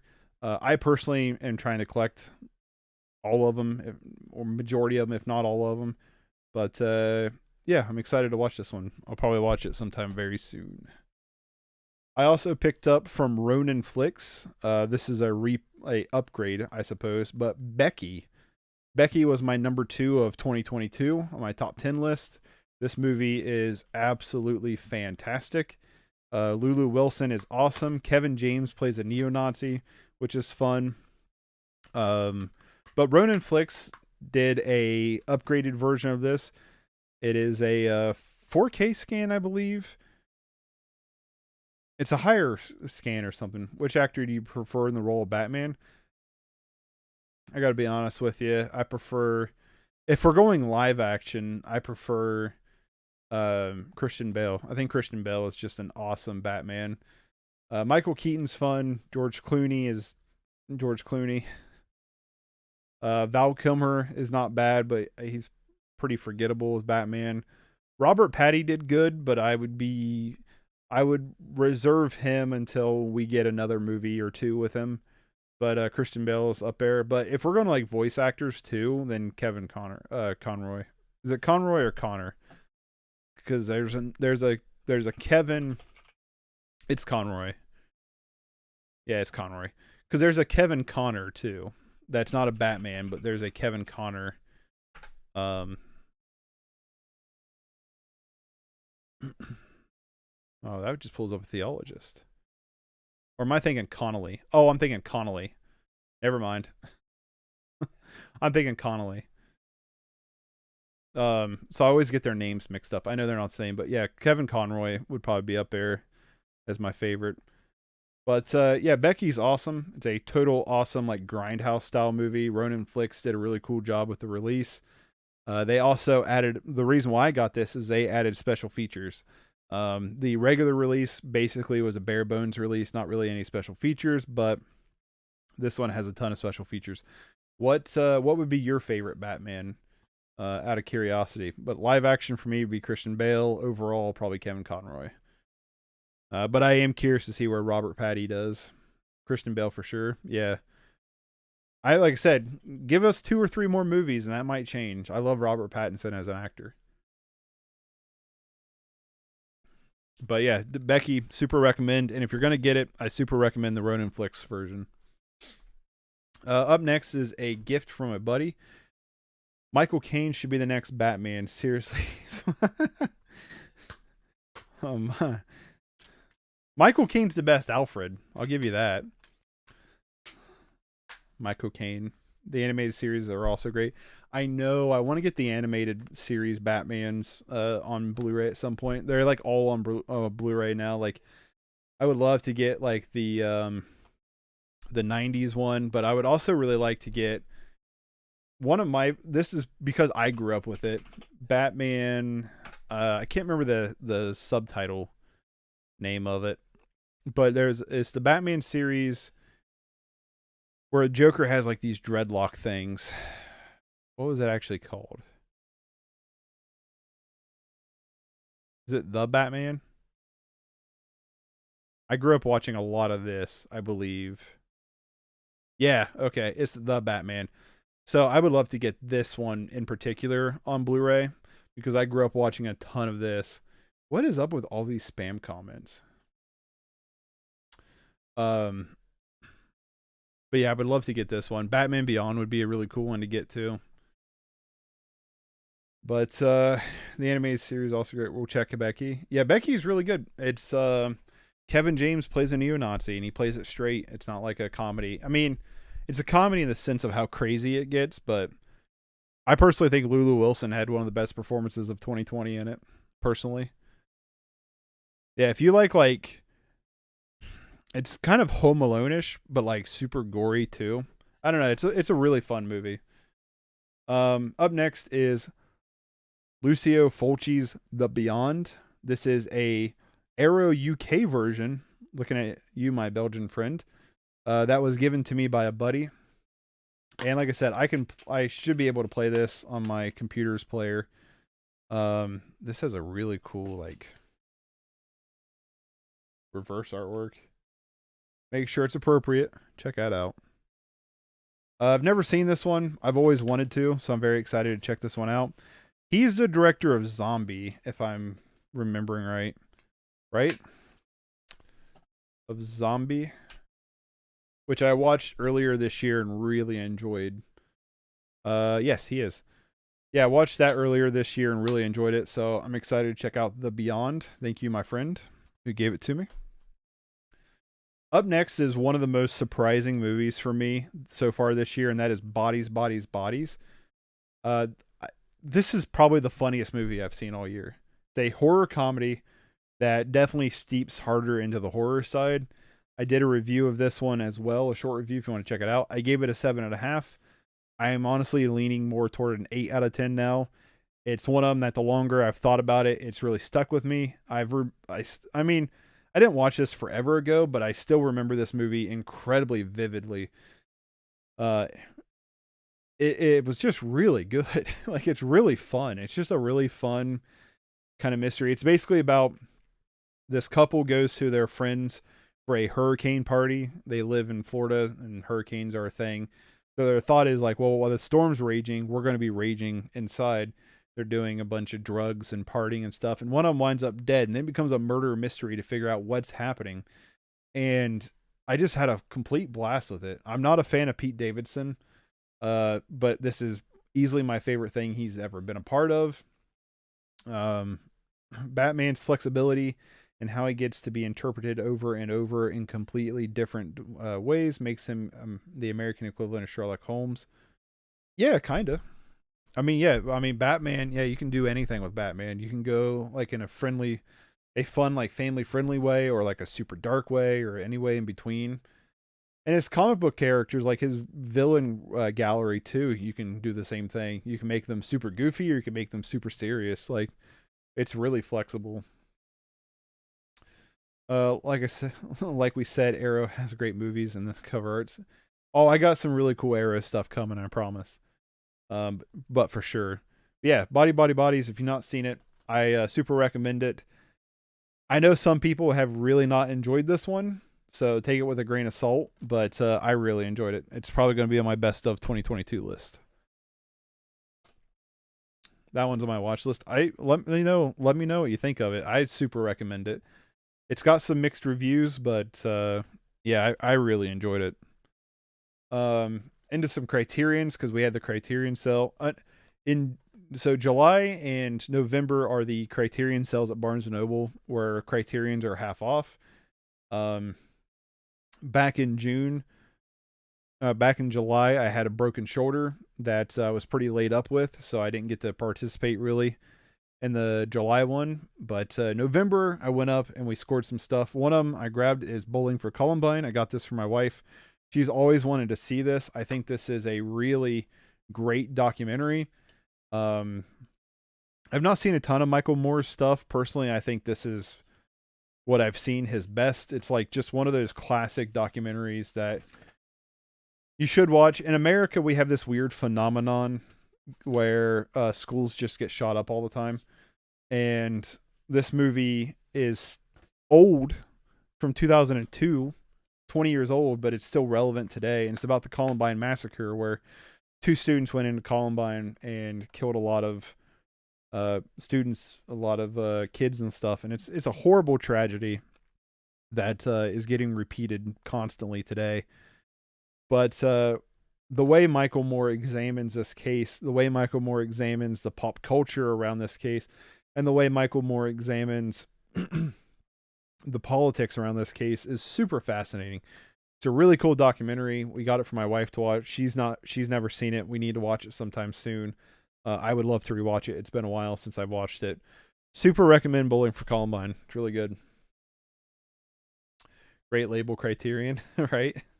I love Criterion Collection. A buddy of mine got me The Brain. This was a gift he picked up for me. Very excited to watch it. It looks goofy. It looks fun. It looks like there's like a lot of like puppetry and stuff. Imagine a pulsating mass of gray matter expanding in the size and strength as it takes control of human minds. and devours human bodies. It could never happen, right? Just watch Independent Thinking, starring Dr. Anthony Blakely, a hot new TV program. But as the show ratings continue to soar, so does the suicide and murder rate among its viewers. What they don't know is that Dr. Blake has teamed with an alien brain and plans to gain control of all of humanity. Yeah, that sounds fun. Put out by Scream Factory. Excited to check this one out. I have to watch it sometime here soon. I finally picked up Chinatown. I've always wanted to see this. Came across it at Half Price Books for $6.99, and I was like, you know what? It's time. There's been several different releases of Chinatown. There's been like box sets. There's been, I think, like a digibook, probably a steelbook. And I just got the one that's cheaper, as long as it's Blu-ray. This is considered like one of the greatest movies ever made. I'm super excited to finally watch it. When you talk about movies like this directed by Roman Polanski or directors of his ilk, like you always got to like take into mind of like trying to separate art from the artist, because Roman Polanski's he's a weird case. But yeah, if you want to look up what Roman Polanski's all about, you can check it out. I'm not going to get political and voice my opinion. But even though Roman Polanski is who he is, Rosemary's Baby is a fantastic movie. Chinatown looks amazing, and I want to see it. So eventually I'm going to watch this one. I just haven't yet, which I know I'm going to be saying a lot, but it is what it is. Oh, this one I think was going to go in the binder, and it decided to jump over into the shelf collection, I suppose. But Cloudy with a Chance of Meatballs 2. Found this on the Half Price Books clearance for $3. I've been putting off for a long time getting this one. I personally really enjoy the Cloudy with a Chance of Meatball movies. They're just goofy, fun time. They're written by the... I don't think this one is. The first one is, I believe, written and directed by the guys who did the Lego movie. But I remember this one being like as good as the first one. I remember it being really fun. So, is this still Bill Hader? Yeah, it's still Bill Hader. Chinatown, an almost implausibly perfect film on just about every level. The score by Jerry Goldsmith is short, but it's to the point. I'll say I've not heard of like anything bad about Chinatown other than it being attached to Roman Polanski. But yeah, I'm very excited. One of my favorite directors is John Carpenter. Same. I love John Carpenter. I love his music too. You ever listen to his music? Yeah, Cloudy with a Chance of Meatballs 2. It's fun. I picked up both the Constantine movies. I actually watched Constantine City of Demons on HBO Max and loved it so much. I did a review of this one. I didn't do a review of this one, and I'll tell you why in a second. I watched this one on HBO Max and ordered it as soon as I finished it because I loved this. This is one of my favorite DC animated movies. I think it's absolutely phenomenal. I gave it an 8 or an 8.5. I think maybe an 8.5. It is sweet. It's about John Constantine. One of his friends' daughters gets put into a coma, and so he goes to try to get his daughter's soul that's been captured by this demon. And John Constantine is like one of these characters in this movie that's not really a good guy. And his actions have massive consequences. But he plays in such a cocky demeanor that it's hard not to just like love his character. The animation is beautiful. The character like demon designs are wickedly cool.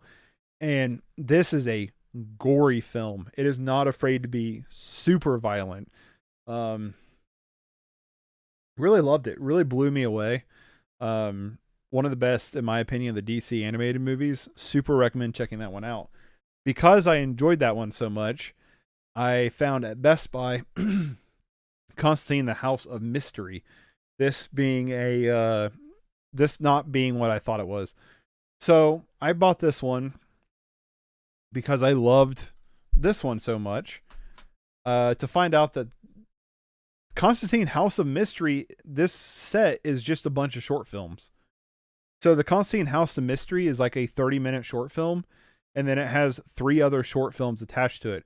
Commandy, The Last Boy on Earth, The Losers, and Blue Beetle. And the reason why I didn't review this one as a short is because it's basically 4 movies in one, and I just didn't feel like covering that. Constantine the House of Mystery is not as good as City of Demons, but it's still good. It's like a 7 out of 10. It's worth, honestly, it's worth a loan if you can find this for like under $10 to pick up. I believe these are all on HBO Max if you have that. It's not like it keeps tickling my nose. Commandy, The Last Boy on Earth is a really cool conceptual short film. Yeah, I've seen the one with Keanu Reeves, but I haven't seen it in a long time. So like, I didn't see it in theaters, but I rented it. If that says how long ago I've seen it. I didn't see it in theaters, but we rented it. So it's been a long time since I've seen Constantine. I do own Constantine on Blu-ray, so I definitely plan to rewatch it, especially before the new one comes out. I remember always liking it. Like, so I always remember that scene where it's like, what's he doing? He's like shooting into an elevator or something, like getting backed into an elevator as these demons are coming. I wonder if it's on IMDb.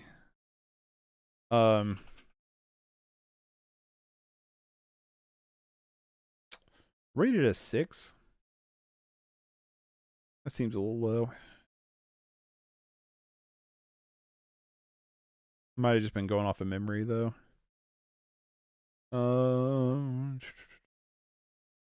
Probably not gonna find it in these pictures. There's like a million pictures, ain't there? I always thought there was like the scene though, like where he was like shooting his back into an elevator. Maybe I'm wrong though. Maybe I'm mixing up movies. I have seen this though. I remember renting it. Oh God, I forgot he was in this. Peter Stormare, or however you say his name. Yeah, I'm gonna have to rewatch this.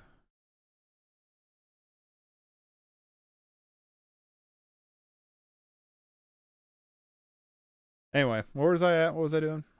I have the Steelbook DVD of it. That's sweet.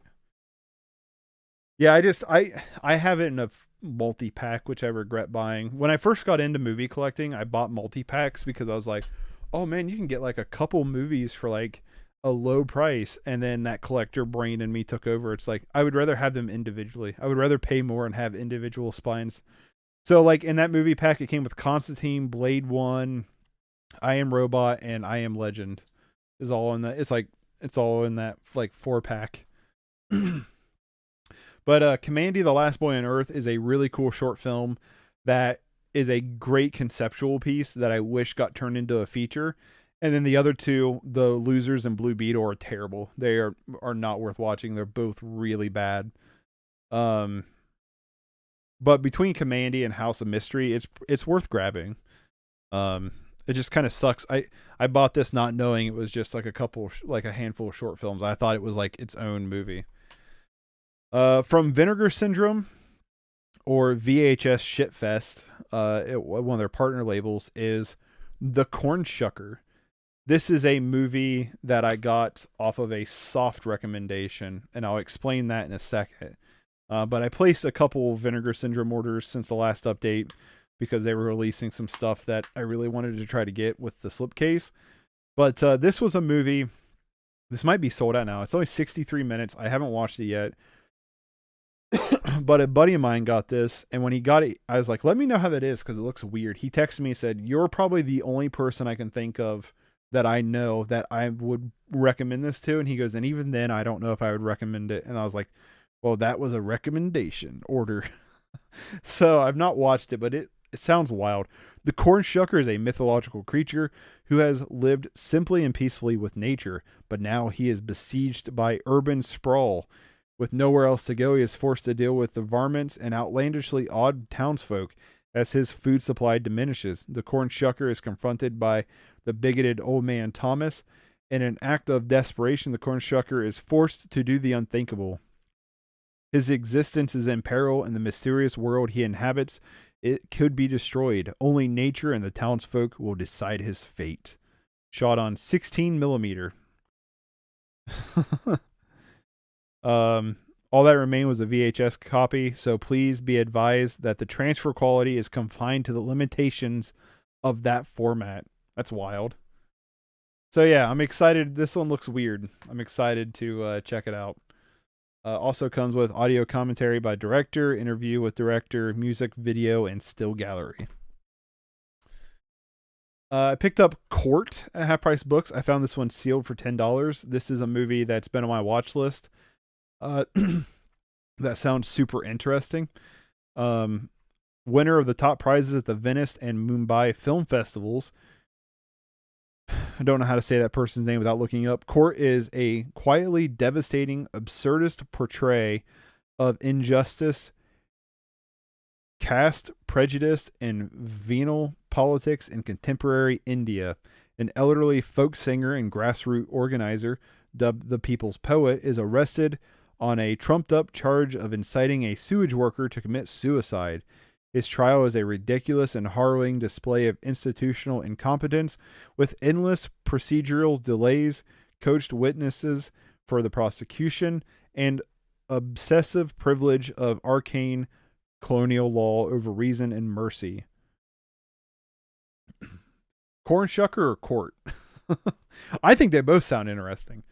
This one is one of them that came out in, I believe this is a 2022 movie. Well, that says 2018. Hold on. I thought this was a newer movie because it's on my watch list. That says 2014. What? Why are you were on my watch list? Why did I remove you because you were on a streaming service maybe? All right. Well, anyway. It's got good ratings. It was on my watch list. My guess was it was on like Amazon or something, and it's not on Prime. But yeah, excited to check that one out. Sounds really good. More Criterion. I picked up Daddy Longlegs by the Safdie brothers. The Safdie brothers, I've seen all their movies, but this one, I will say, I think this is cool, but I also think it's a bad design. This is the booklet for it. So normally when you get a Criterion, there's booklets that has like interviews and stuff like that in it. My problem with it is literally just the one staple, like a stack. I understand why they did it like that. But because it's done like that and it's not very thick paper, I'm worried that this is going to get like damaged. It just doesn't feel like it's made to last, but not watched this one yet. I was super excited when they announced this one though, so I could watch it.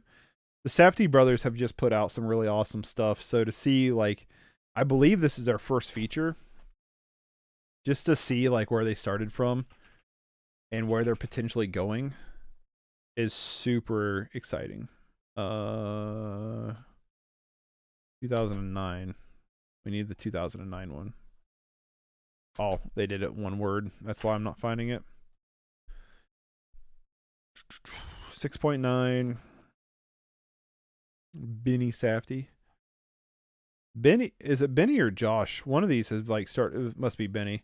Started doing a lot of acting. They're actually pretty good. So Uncut Gems is awesome. Good Time is amazing. Heaven Knows What's really good. So Leonard Cook, I believe, is a documentary.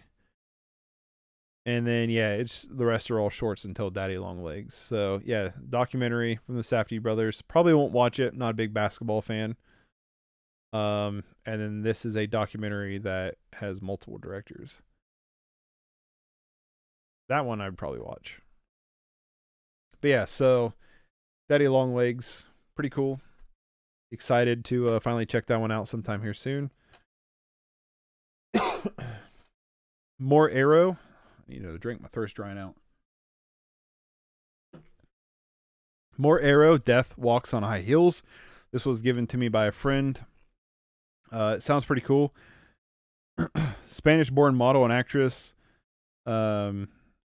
Nieves Navarro stars as Nicole, an exotic dancer who finds herself terrorized by a black-clad assailant determined on procuring her murdered father's stolen gems. Fleeing Paris in hopes of evading her knife-wielding pursuer, Nicole arrives in England only to discover that death Stalks her at every corner. Yeah, it looks cool. I haven't decided. Like, normally I like to do the disc art as the inside artwork. I don't know why, but that inside artwork is dope cool. Like, dope too. It's like super cool. So excited to watch this one at some point. Like I said, unfortunately, a lot of this stuff I haven't seen yet, but hopefully I will sometime soon. Up next, The Deer King. The Deer King. What was that? Like some kind of thing popped up on my OBS. All right. The Deer King is a really sweet looking movie. It was pretty good. What do I give this? I think like a 6 out of 10, 6.5 out of 10 maybe. But it's basically about the Deer King and this girl who like slaves in these mines when these pack of wild black dogs kind of come kill everybody off, but they don't kill them. And I don't know, because I feel like if I try to describe this movie, I'm going to spoil it. It's basically Princess Mononoke, okay? It's basically the same thing. It's basically Princess Mononoke. It's the animation's beautiful. It has some really gorgeous moments of animation. The characters are pretty good. It's just a pretty good movie overall. Yeah, Deer King. It's cool. But it's Princess Mononoke.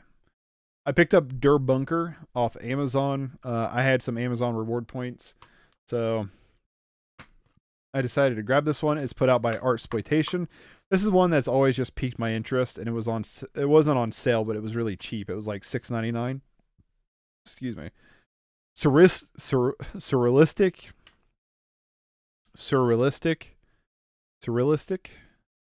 Surrealistic, yet strangely heartwarming. Der Bunker is a funny and bizarre modern tale. A student rents a room from a bunker home and becomes involved in the bizarre dramas of his landlord's family, which includes a precious 8-year-old who, despite being German and learning challenged, is becoming homegrown to become the president of the United States of America. As strange as a David Cronenberg film, but as fun as a Terry Gilliam film, says Pulp Culture Beast. Yeah, this one, I don't know. It just always looked weird. It looked weird and fun. So excited to check that one out at some point. I got the Devilman live action movie. I can't get the horror sticker off, but the special edition. I'm actually really glad I got this. So one time I was at Half Price Books. I am searching for Doom Asylum from Arrow Label. If you like goofy slashers, what's that? Doom Asylum, 1987. 4.6. A horrifying disfigured lawyer wrongfully pronounced dead after a terrible car accident is taken to an asylum for dissection, only to come back alive, kill everyone, and make the asylum his killing grounds. Yeah, that does sound like a fun, goofy slasher. That'd be a fun one to find on VHS. Forget Arrow. That'd be a fun one to find on VHS. I bet you that doesn't have an Arrow release in America. I don't want to pull up Amazon because I'm logged in. So, Doom Asylum. Oh, okay. No, I've seen this one before. I've seen this one in store. Yeah, I recognize the artwork. I've not seen the movie. I've seen the actual Arrow release at Barnes & Noble before. But anyway, so this Devilman Crybaby, well, I say Crybaby, but this Devilman movie, I remember wanting to get, and my buddy was like, oh, there's a Blu-ray of that. And I was like, okay, then I'm not going to get it. And then I left, and then I looked it up to find the Blu-ray, and there is not a Blu-ray of this in America. So I was like, damn it, I wanted that. I went back, and boom, it was still there on shelf. So it was meant to be. I think I paid like $7.99 for this, but I loved I really liked the Devilman character, but I really loved Devilman Crybaby. The Netflix series was awesome. And the animation just looks absolutely trash in this, which looks to be so much fun. So I'm excited to check those out. It's also put out by Tokyo Shock, so it might get kind of wild at some point. They're the ones who also put out like Tokyo Gore Police and Hell Driver and a lot of the lot of the J-sploitation movies. Hold on, I gotta tighten this up. Yeah, very bad B movie, but good. It looks like it. Looks fun. Doom Asylum looks like a good time. Speaking of B-ish movies, I picked up one of my classic like favorites, and that is Dog Soldiers. Dog Soldiers looks, not looks. I was reading your comment. Yeah, it does. I'm losing my train of thought here. Dog Soldiers is one of those like classic Halloween movies for me. I watched this a lot as a kid, or well, younger, because I think it came out in 2001, so I was like 7 when it came out. 2002, so I would have been like 8 when this came out. But I watched. I remember watching this one quite a bit.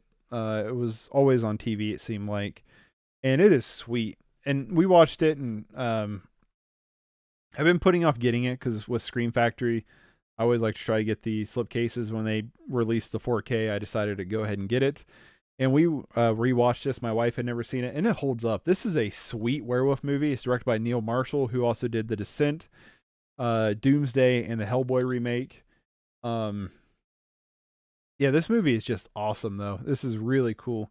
It's a great werewolf movie. It's about this group of soldiers, Scottish soldiers who are on a training mission when they come across werewolves, basically. Tokyo Shocks, now we're talking. Yeah. Tokyo Shock, the company. They put out some weird stuff. Yeah, this is just a sweet werewolf movie. I did do a short review of this. I believe I gave it a 7 out of 10. There are some weird things and some inconsistencies with it, but they do the werewolves as costumes, and they look awesome. They're like a really cool werewolf design. Still on my watch list, Dog Soldiers. Super recommend it. I have a little bit of personal nostalgia for it, but super recommend it. A movie I got from my wife that we actually just rewatched here recently, but I got it for her for Christmas, and that is Mrs. Doubtfire. This is on sale on Black Friday for $4. I had never seen this before. This is like one of those movies. I probably just never watched it because my grandpa didn't like Robin Williams, and so like anytime one of his movies would pop on TV, he would turn the channel. So I didn't watch a lot of Robin Williams as a kid, other than like Jumanji was like one of the big ones. What else was he in? Hold on, I gotta look it up now. What other movies of Robin Williams, like his big movies? Yeah, Good Will Hunting I didn't watch. Good Morning Vietnam. Heard good things about it. Mrs. Doubtfire, Dog Soldiers. You're a little bit behind me. This sometimes I gotta think about. If we're talking about Dog Soldiers, yeah, Dog Soldiers is awesome. Super recommend it. Aladdin, obviously I would have watched Aladdin, but anyway, the important part is I had never seen this, and so when my wife found out that I hadn't seen it, she's like, "We gotta watch it," and we watched it. And it's all right. I did a review of it. I think I gave it a 6 out of 10. It's a fine family comedy. It has some good moments to it. Directed by Chris Columbus, but yeah, I could see why people would really love this movie though. Up next is a giant stack of Dragon Ball Z stuff, so I'm just going to go through this quickly. Dragon Ball Z Super Broly the movie. I've yet to watch this because I've not seen any of Super, and I don't want to watch this until I have seen Super. So until then, I haven't watched it, but I have it. I bought all of Dragon Ball. My wife had never seen Dragon Ball, and so I broke down and bought all of Dragon Ball. 1 hour photo. I've yet to see that one, but that one's on my like out of like Robin Williams movies, like that one and Good Morning Vietnam are like my top 2 that I really want to see of his. But I went through and like just pretty much over the past 4 months, I bought up all of Dragon Ball, like everything, and we've started Dragon Ball, so we're gonna go through the whole series. But all the Dragon Ball movies, the box that these came in got beat to hell. Dog Soldiers, yeah, Dog Soldiers is good. Hopefully you'll enjoy it, but I would recommend it. The box that came in was beat to hell thanks to Amazon not packing stuff very well. But this one comes with The Path to Power, Mystical Adventure, Sleeping Princess and the Devil's Castle, and The Curse of the Blood Rubies, which I believe is the only Dragon Ball movie I've seen. I've not seen much of I've not seen the other ones, I don't believe. Um, we are working our way through Dragon Ball. So, what order do these go in? I don't think it matters. The Dragon Ball movies and the Dragon Ball Z movies are not in canon until recently. I think with like Broly and Superhero, now they're canon, but almost all of them are not canon. We have a lot in common, my friend. Oh, Dragon Ball fan?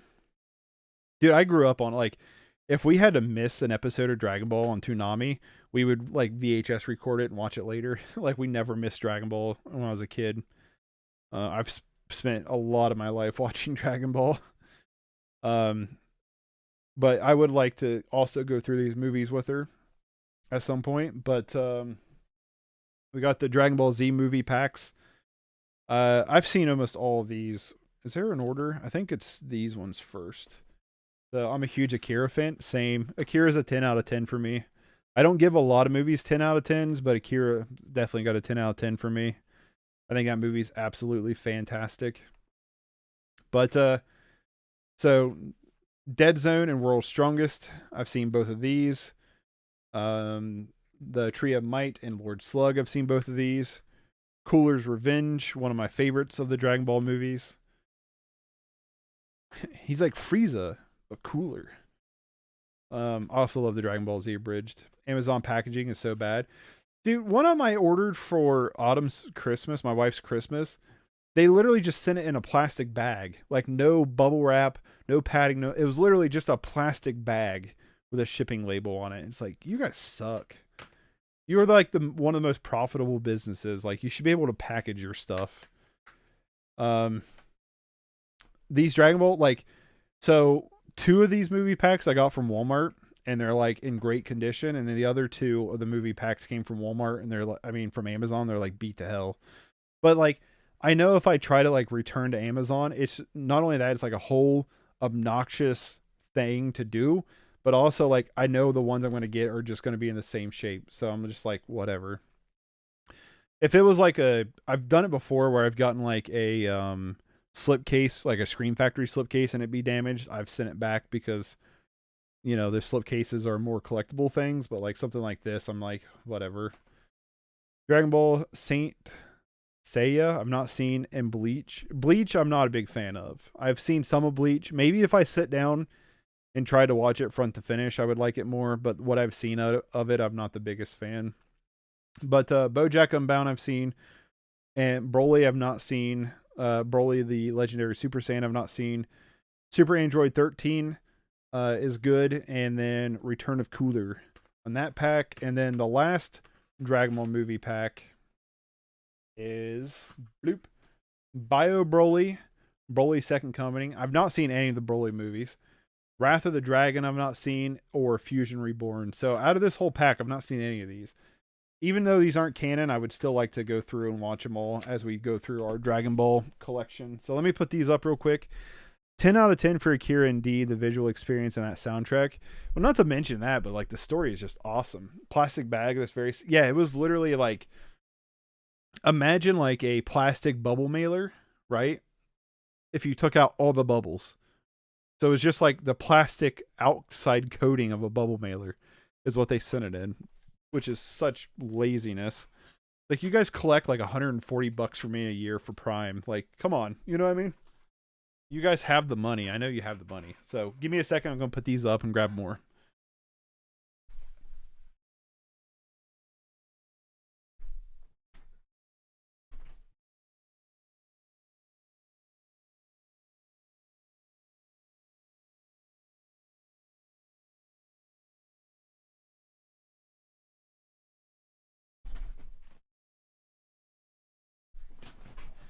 Need to speed this up a little bit. Yeah, there it is. I always drop some.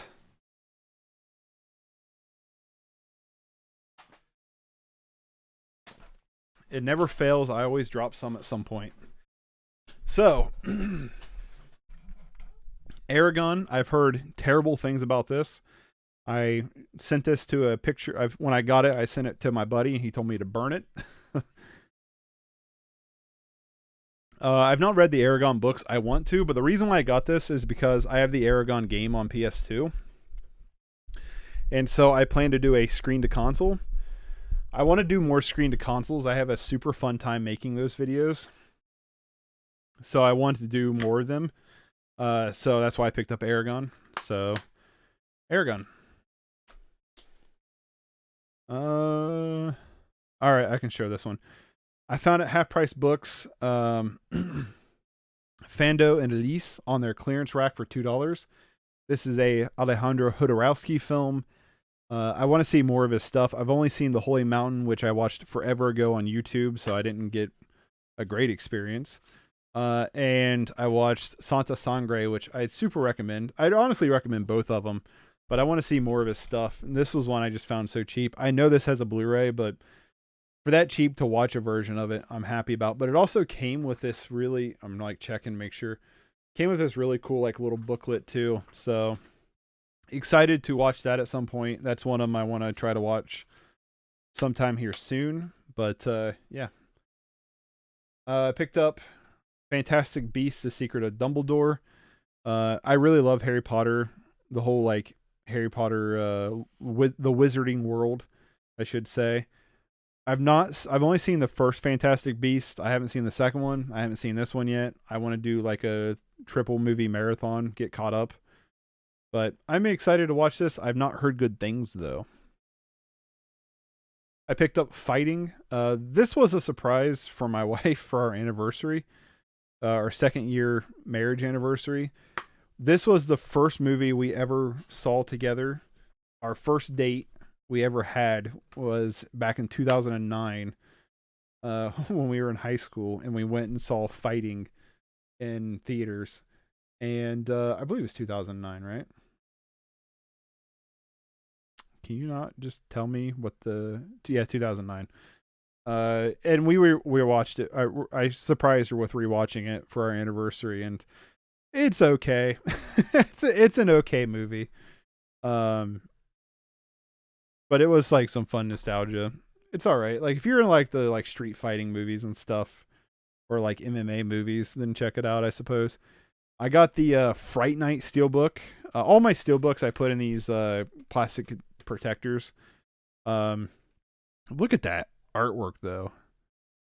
Fright Night is for me the classic vampire movie. It's probably one of my favorite vampire movies. It's awesome, and I haven't seen this since I was like a kid. So I saw a TikToker I follow, Midlife Media on TikTok, got a copy of this Steelbook, and I was like, oh my god, that's gorgeous. So I had to order it, and we rewatched it. I rewatched it. Autumn saw it for the first time. It holds up. I did a short review of it. It's a sweet vampire movie. If you're in the mood for like something with vampires and stuff, boom, check it out. It's really good. Super recommend it. The good Green Lantern movie, Green Lantern First Flight, I found at a vendor market for like $5. This is the good one. Out of the three, Green Lantern movies, nice memories with your wife than for that movie. Yeah, it's definitely more of a sentimental movie for us anyway. It gets some bonus points for that for sure. But Green Lantern First Flight is a really good Green Lantern movie. It's basically the Hal Jordan like origin story kind of movie. Recommend it. I did a short review on this. I think I gave it a 7 out of 10. I picked up the Hey Arnold movie, which I do believe is it's from 2002. Never mind then. Didn't they do like a new Hey Arnold thing though? Yeah, they did Hey Arnold, the movie 2012? What? Hey Arnold. Hold on. Switch screens. No. Stop that. Hey Arnold. So, what is this? Oh, something. I thought they did a Hey Arnold, like something new. Is it just this, the Jungle movie? Is that what I'm thinking of? Maybe this is what I'm thinking of. But no, I thought they did something like new with Hey Arnold that wasn't this. I didn't think it was like a theme thing. I thought it was just like a.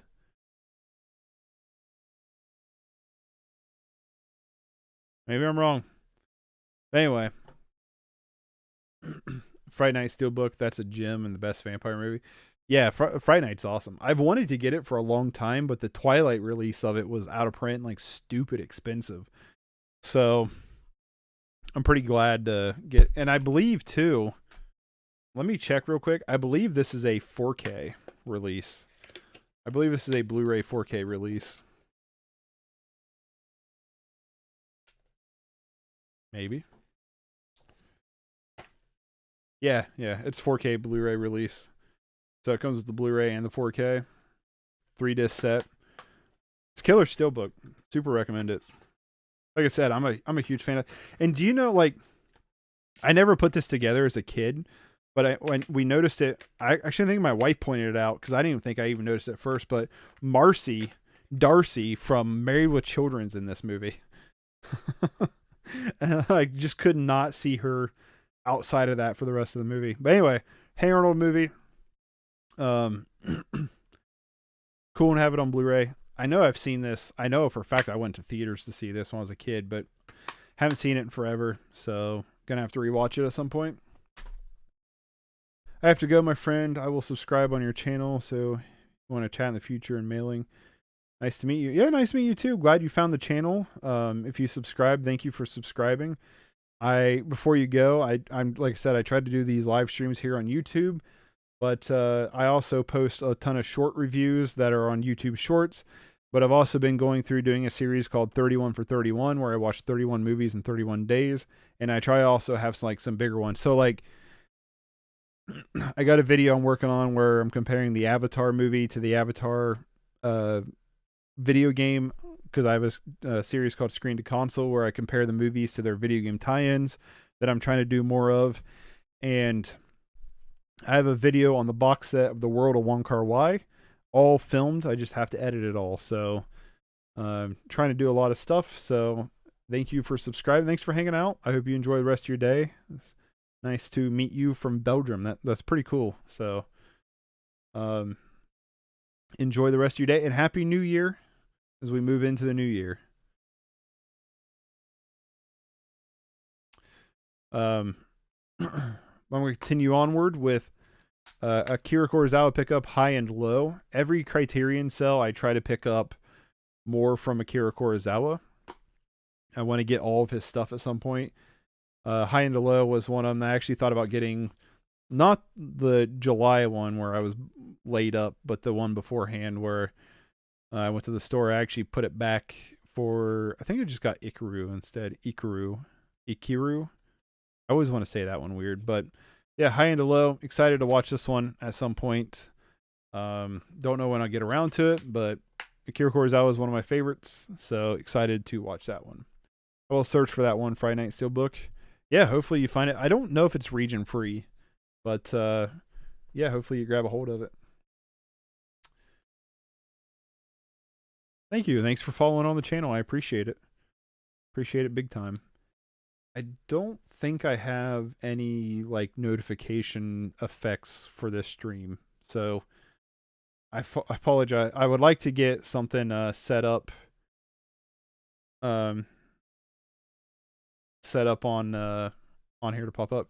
Also a gamer, same. I also have a gaming channel. It's all right. I put more focus on this channel, but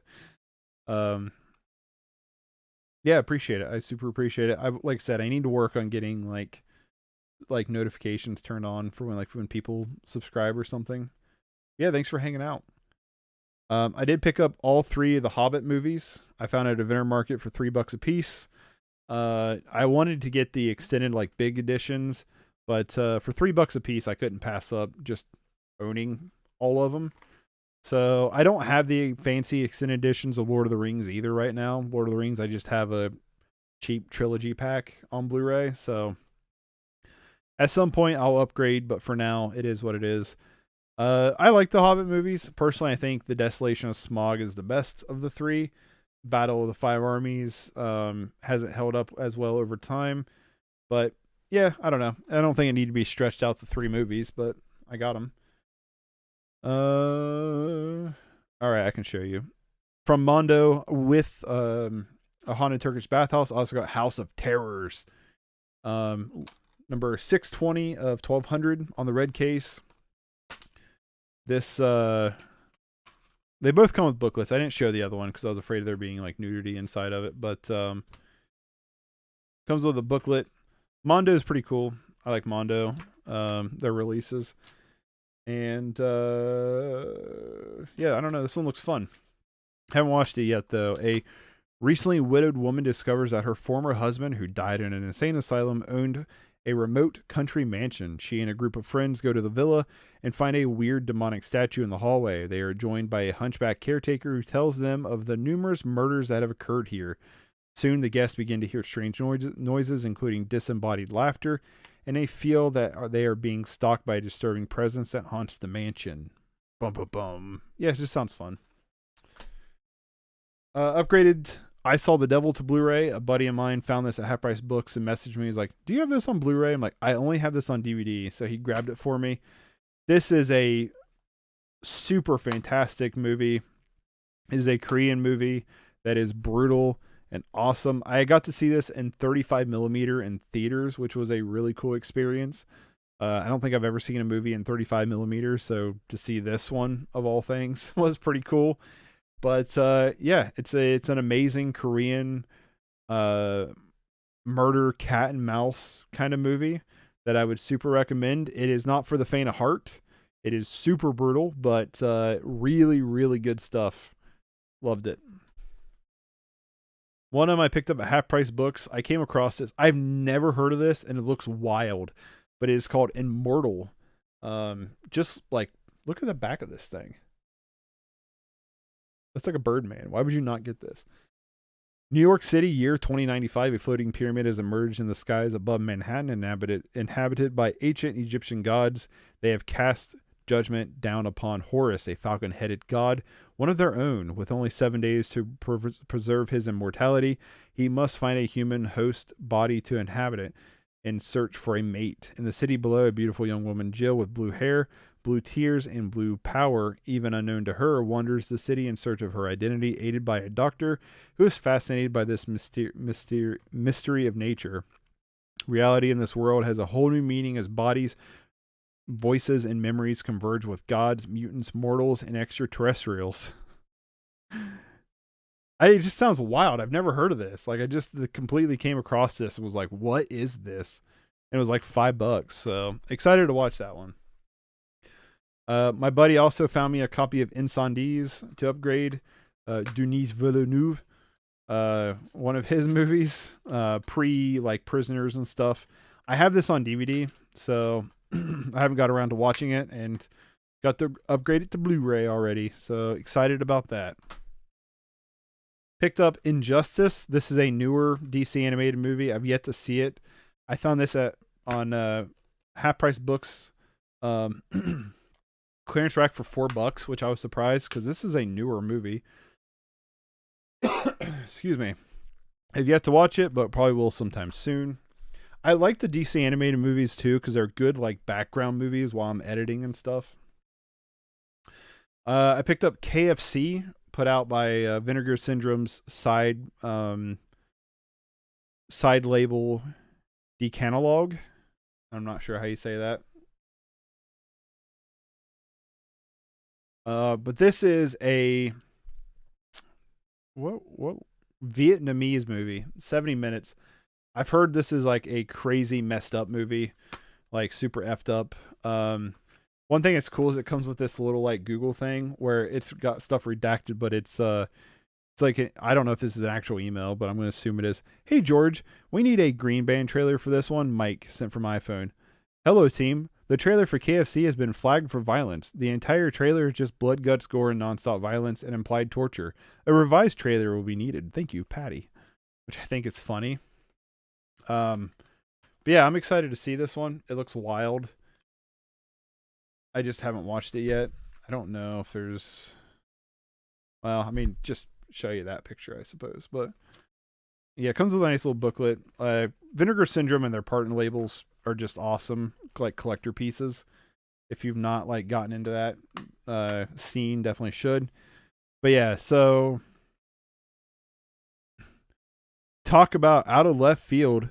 This omnibus of strange and harrowing stories connected by a vagabond character at various levels of moral bankruptcy revolves around the same KFC location. That's all I'm going to give away. Excited to watch that one. Also from Vinegar Syndrome, from their Dark Picture label, Coco D Coco Da. This movie has been on my watch list for a little while. I didn't even know they were one of their partner labels put this one out. So when I saw it when I was ordering stuff, I was like, oh, hell yeah. So I ordered it. I've yet to watch it. Most of the Vinegar Syndrome stuff I just haven't got around to watching yet. There's the reverse artwork. I prefer this artwork. I think it's cooler. Looks good. Excited to watch it. Justice League versus the Fatal Five is actually a repurchase. And I got it kind of beat up. You can kind of see there. It's kind of tore up. Thanks, Amazon. This was a movie I actually already owned. I had the statue version 4K. I never opened it because it was labeled to like only like 9,000 units. So actually one day I just always had it on a shelf and I was like, if I ever want to watch it, I'll open it, but I'm just not going to open it till now. I decided to eBay it to see what it was going for price wise. Yeah, I ended up selling on eBay for like $150. This is $7.99. Yeah, it's not the 4K, but that's fine. I'm fine with doing a swap there. It'd be different if it's like a movie coming up that I definitely would not sell. But because of the collection that it is, but it was just the 4K with that little figure. So yeah, why not sell? Why not do a swap? Jim Carrey's Lemony Snicket's found at half price books for cheap. This is going to be a screen to console as well. And also, I just think this movie looks fun. It kind of goes into that, looks like a family-friendly movie of like when I was a kid. What year is this? I might have been a kid when this came out.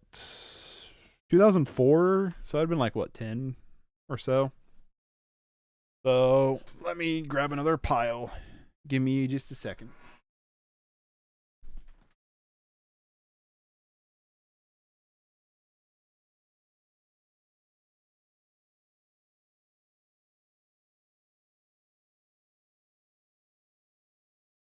We'll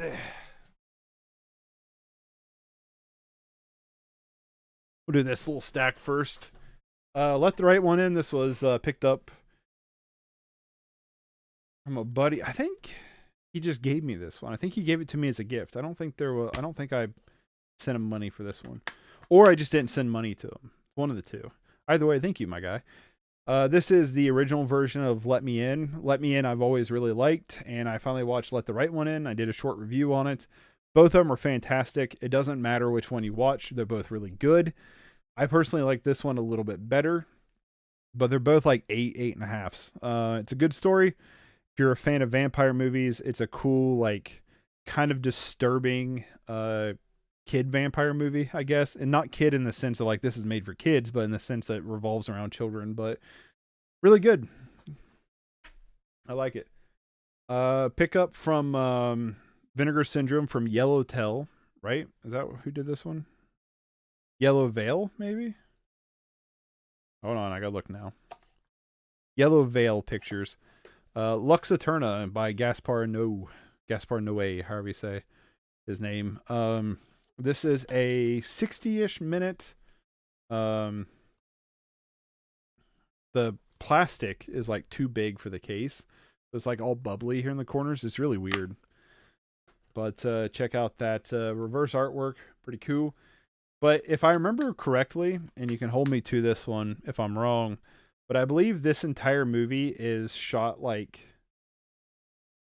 pretty much like this. Well, hold on. Is there anything bad showing? Not really. Pretty much kind of like this, where it's like two different movies being played at the same time on like a split screen. So like you kind of have to watch it twice, I think. And I don't know how true that is, but I believe that's what's going on here. You kind of see some more of it there. But yeah, I love Gaspar Noé. I think he's an awesome director. He's very experimental and he does some really cool stuff. So I'm excited to watch that one. I got another one of his coming up that I also really want to watch. Picked up Mad Dog Morgan by Indicator. I did a review on this. This is a movie I've always wanted to see. And so I decided to pick it up and really enjoyed it. Dennis Hopper is really good in it. He basically plays Mad Dog Morgan, who's like, who's this guy who goes to Australia for the gold rush. He gets arrested and kind of tortured, and then he goes like psycho and goes on like a bit of a murder spree and becomes a massive outlaw. And I do believe this is based on a true story, but is it? It doesn't. It's not advertising it's based on a true story.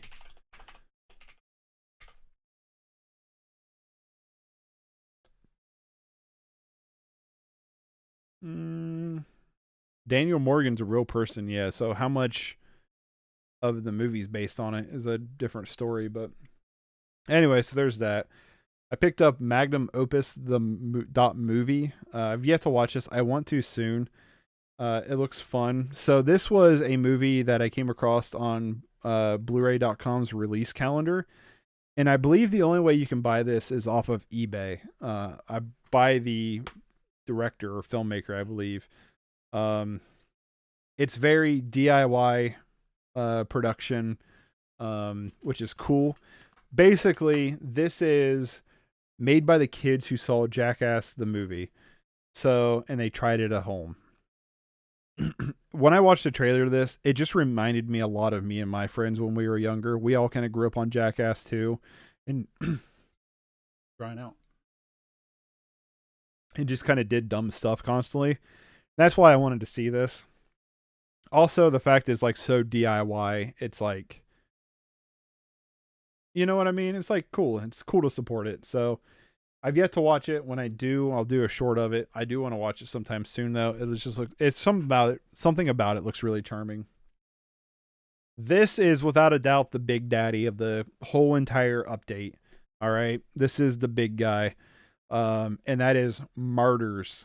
The Umbrella releasing, or Umbrella Films, or whatever they're called, Beyond Genres Volume 22, the collector's edition that was limited to 250. Unfortunately, it's not numbered, which really kind of sucks. Got a big booklet. I'm not going to show you the front of the booklet. Some wild stuff. This is a movie that I have always wanted to see. It also came with a poster that's hanging up on my wall. This is a movie I've always wanted to see. It's on a lot of people's like most disturbing list. A lot of people seem to really love it. But this was my holy grail movie for a long time. This is a movie that's been out of print in the United States for a long time. The Blu-ray and the DVD go for a ton of money. Yeah, definitely not showing you the back of this one. Is there anything on the inside worth showing? Kinda. It came with these like postcards. That's pretty cool. But yeah, so this guy was limited to 250 copies. This was like my holy grail movie. I always wanted to find this one at like some used store or something like that, and I never did. Never came across this ever. And I've come across a Serbian film. I've come across other movies that I never thought I would. Martyrs, nope, not once. Never came across it. So when Umbrella announced that they were, I put that in upside down. When Umbrella announced that they were releasing this set, I pre-ordered it immediately. Didn't even hesitate. Was like, yup, I want that bad. So got it. I watched it. I didn't do a short review on it because I don't think I can condense my thoughts on this movie in under a minute. And I'm not going to go very big in depth here because I still got a lot of other stuff to get through and running out of some time to do it. But this movie is brutal. It is a philosophical nightmare. It is both physical and mental turmoil and torture. And it's pretty well made. It's pretty effective on everything it does. And I will say this, the first like 30 minutes of this movie is some of the most wild shit I've seen in a long time. And And I love the ending. I think the ending's fantastic, even if they kind of rip off music from 28 Days Later at the end. Recommend it. It's a good solid 8 out of 10 for me. It's not a fun movie to watch, but it is a very impactful movie. I'm finally glad I got to see it, and I'm finally glad I owned it. And this is what I was talking about. It's like, if they released just a basic version of this that was going for like $10 or whatever, I don't think I would sell this off. I like the whole addition to this quite a bit. So that's like the big item. Well, one of them. Also picked up Melancholia upgraded from Half Price Books. Upgraded to Blu-ray. Lars von Trier, part of his Depression trilogy thing. Pretty good. Would like to rewatch it. Picked up The Midnight Swim from Vinegar Syndrome's Yellow Veil side label, partner label. Looks cool, sounds cool. Basically about these this diver ends up I don't know if it's diver or what, but like, yeah, no divers ever managed to find the bottom of this lake. The one woman dies and her children come to like $3 travel home to settle the affairs, but when they summon a ghost, their relationship begins to unravel and they find themselves drawn deeper to the mysteries of the lake. Just sounds cool. Looks cool. Picked up Moonrise Kingdom at the Criterion sale. This is the last Wes Anderson movie I needed to get. So I now own all of Wes Anderson's movies. I don't have all of them on Criterion. Like I don't have the Grand Budapest on Criterion, but I have it on Blu-ray. I don't know if I'm going to upgrade. Comes with a ton of stuff. Comes with like, yeah, just all kinds of stuff. I'm not going to unravel it all. I've yet to watch this. This and Bottle Rocket are the only two Wes Anderson movies I've yet to watch. So I do want to watch it sometime soon. But yeah, finally got Moonrise Kingdom. And now I'm done with the Wes Anderson collection for now. So I can move on to David Lynch when I go to the Criterion sale. Picked up The Munsters. Did a review on this one. I thought it was all right. It was pretty fun. It's something that if I watched as a kid, I probably would have had some nostalgia goggles for it. I think I give it a 5.5, which I'm still fine with giving. Rob Zombie, I think, had some fun making this one. And it's not bad. So that's that little stack.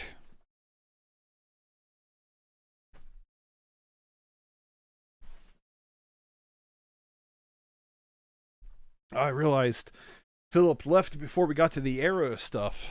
A lot of the Arrow stuff. Picked up Old Friends. This was one mine got for Autumn for Christmas, or I guess our dog got for Autumn for Christmas. It is a documentary about a senior living dog sanctuary that looks like it might break your heart, but also looks super cute. So excited to watch that one. Picked up Pan's Labyrinth finally at the Criterion sale this year. I've not seen this one yet. Very excited to. This is always one of them from Del Toro that I've always wanted to check out. Comes with a nice little booklet. It kind of does all this unfolding. But yeah, always wanted to see this. Excited to eventually finally watch it. Picked up Pandorium, which I haven't seen before, but I've always heard good things about this as like being somewhat underrated and like a really fun like sci-fi horror movie. So excited to check this one out at some point. Might hold off till spooky season, but excited to watch it at some point. Speaking of spooky, picked up Pearl. X I really enjoyed. Pearl I liked better. I liked Pearl better than X. Mia Goth is awesome in it. Pearl's like little this is basically a prequel to X. I kind of wish I would have went and got the Walmart slipcase instead. I like the Walmart slipcase a lot. This one's cool though. It's kind of reflective. But yeah, it's awesome. Mia Goth is really good in it. I did a review of this one, I'm pretty sure. And a short review if you want to check that out. I'm pretty sure I did. But yeah, pretty good. I enjoyed it quite a bit. Picked up The Phantom Ship. This is one that I had never heard about before. When I saw it pop up on Blu-ray's release calendar, I decided to pre-order off of Amazon because it's from Discotech, which is not a company I recognize. And I was like, this is probably one of those movies that is going to be like, once, if you didn't pre-order it, like it's just going to disappear. You'll never get it again. And it looked really cool, so I just went ahead and pre-ordered it, and I believe it's still readily available. But it is a the 60s. Are you not going to tell me? You're not going to tell me, are you? 1969. So 1969 animation. It's only an hour long, but it looks super fun. Just look at the back of that. It looks super fun. So I actually thought this was a steelbook too, but it is not. So that was also another reason why I jumped on it, because I thought it was a steelbook. Picked up the Pokemon collection from a Half Price Books. I think this was like $7.99 is what I paid for it. I have Pokemon the first movie and Pokemon 2000 on VHS. I've never seen Pokemon 3 the movie, so excited to check that one out at some point. But yeah, Pokemon the movie was fun. I've yet to rewatch Pokemon 2000. I know I've seen it. I went to theaters to see it as a kid. I just don't remember much about it. Picked up Poltergeist on Blu-ray on 4K Steelbook. This was a pickup for my wife. We watched it. It's a lot of fun. I did a review on it if you want to check that out. It's a good classic horror movie that has a lot of fun moments. Picked up Project Space 13 on one of the partner labels. Which partner label is this one? Collective. On one of the Vinegar Syndrome partner labels.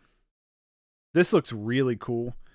I believe this was made during COVID, if I'm right. Yeah, it was made during COVID. It's like a really small, low budget, like sci-fi movie.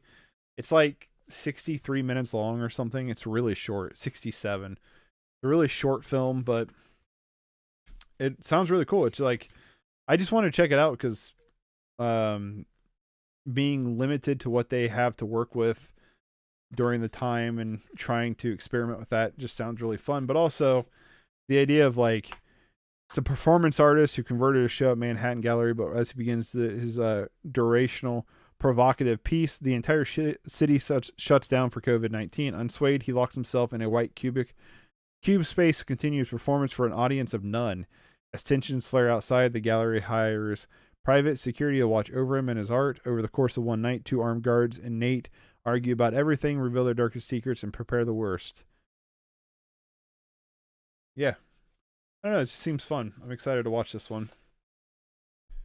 A movie I'm super glad I found. It is in horrible shape. It was tore up. I put it in a new case to kind of make it look a little better, but Quest for Fire. This is one that I have been trying to track down for a while now. This is the first role, or one of the first roles for Ron Perlman. I listened to Ron Perlman's audiobook. I read his audiobook, whatever you want to call it. And he talks very fondly of this movie and all about it and stuff. And it just sounds wicked cool. He talks a lot of like behind the scenes and stuff. It's pretty well rated. And it just sounds wickedly cool. It's basically about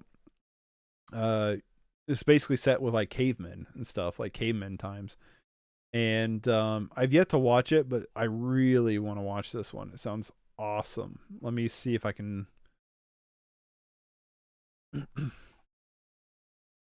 I want to make sure it's like his first movie. I'm pretty sure it's his first movie. In this book is what he. Yeah, so he had like a side thing. But yeah, this was like his first big movie, and then The Ice Pirates, which he talks about too. His audiobook, I would recommend. It's really good. What is his audiobook called? Ron Perlman. Let me just see what book is. Easy Street. The Hard Way. This is his book. He does the narration for it. If you listen to the audiobook, he does the narration for it. So super recommend it. It's really interesting. He's a really passionate guy about his work, and he sold me on this movie completely on his own. And I'm excited to finally find it. Like I said, I found a copy that was beat to hell, but I'm excited to watch it. Picked up Raging Fire on Half Price Books clearance rack for like $4. This is a newer movie with Donnie Yen that both me and my wife want to watch, so excited to check this one out at some point. A buddy of mine found Red State for like $5.99, and I instantly PayPal'd him money for it. Red State is one of my favorite Kevin Smith movies. I know some people don't like this movie. Rewatching it, it doesn't hold up as well as what I remember watching it when I was like 18. But this movie is like stupid expensive. I'm not going to pull it up on stream where I'm signed in and stuff, but like on Amazon, it's like $107. This is just a Blu-ray. Just a Blu-ray is like $73. So it's expensive. It's like unnecessarily expensive, but he found it for $5.99. I was so excited. So it's obviously not the original case. The case is a little bit too big for it. My guess is the original case was damaged. This is like a PlayStation replacement case, not a movie replacement case, but whatever. I'm glad I finally have it. Picked up during the Barnes & Noble Criterion sale. They also sell arrows for half off, and I picked up The Righteous. A buddy of mine was like, dude, this one's really good, like you should check this one out. And I was like reading it and stuff, and so I pulled it up on IMDb, and it was already on my watch list. So I was like, well, what the hell. Yet to watch it, excited to watch it. Sounds cool. I mean, it's just, you know, a book. Cool set. Got the slippy case. Cool. A buddy of mine got me Rot, which I recently just did a review of. This is a gross and sleazy lo-fi shot on video movie about a woman who sleeps with a corpse at the morgue and contracts a contagious disease that she passes on to her boyfriend, and then they run around spreading it all over the place while trying to find a cure. It's okay. I give it a 4 out of 10, but it's like a good 4 out of 10. It's super sleazy, super raunchy. So definitely check that out if you want. I picked up Sailor Suit and Machine Girl on Arrow. Super excited to see this one with the slipcase. The slipcase is cool. It's like this like weird like textured cardboard. But this is a movie that had been on my watch list when I heard that they were releasing it. Just a little advertisement. Their advertisement picture is from The Stylist, which is a really good movie. But yeah, anyway, yeah, this is just seems like there's really not much to this booklet. I mean, there's a lot of writing, but there's like not much like pictures or anything. Mostly just text. But excited to eventually watch this one. So cool to find with the slipcase. That artwork is just killer.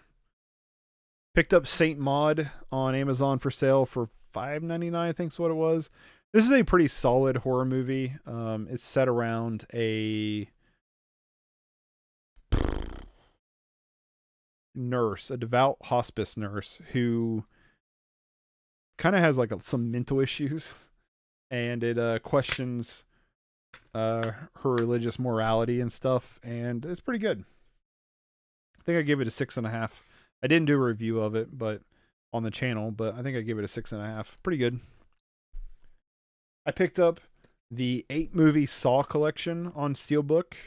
This was in Walmart's Blu-ray bin for $7.98, which is absurd because it's all the Saw movies on Blu-ray. But I also picked up, I'll tell you why in a minute, Jigsaw on from the same Blu-ray bin on Steelbook, because when I read the back of this, I was like, okay, it comes with Saw, Saw 2, Saw 3, Saw 4, Saw 5, Saw 6. Yeah, and it says 8 movies, right? I guess thinking about it now, I was like, does it not have the Saw 3D? Yeah, huh. I guess it's probably down here.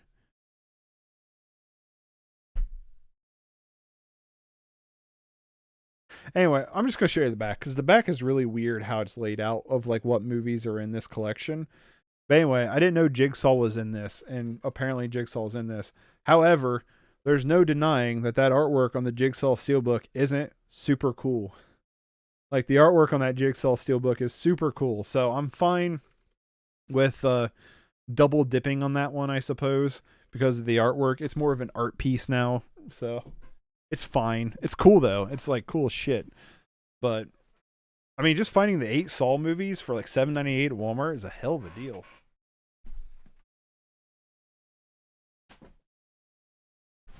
I mean, none of them are really good past, 3, which is debatable on that one. All right, we have Short Piece, which is an anthology collection of short films. I don't know, I'd say it's an anthology. It's a collection of short films from people who's worked on like Neo Genesis, Mobile Suit Gundam, Akira, I believe, is on this one too. People, yeah, from the creator of Akira. So I haven't watched it yet, but I'm excited to eventually watch it. It sounds really cool. From Barnes & Noble during that Arrow sale too, the Snake Girl and the Silver-Haired Witch. This is a wickedly cool, my phone's blowing up. I'll look at that in a minute. Wickedly cool, slipcase. Sorry. But it sounds super fun. A friend of mine, when I was looking at it, he was like, oh yeah, you would love that. So excited to watch it. Haven't watched it yet. I will eventually. Sounds cool though. Trying to speed this up a little bit. I always do this. I spend way too long at the beginning and then I gotta speed through the end. Snow White and the Seven Dwarfs, the Diamond Edition. This is like the big edition. It was at Half Price Books on their clearance rack for $3. It is a 3-disc set. I thought it was 4-disc, but it comes with everything. I mean, it's a huge set, so that's cool. I've not watched Snow White since I was a kid, but that is a really cool edition for $3.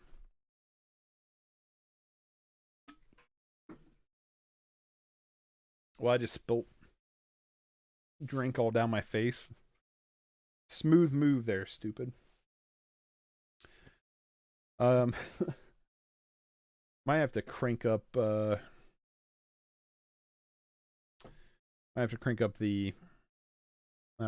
gain again. Starting to get darker outside. Sound and Fury, picked up from Vinegar Syndrome order.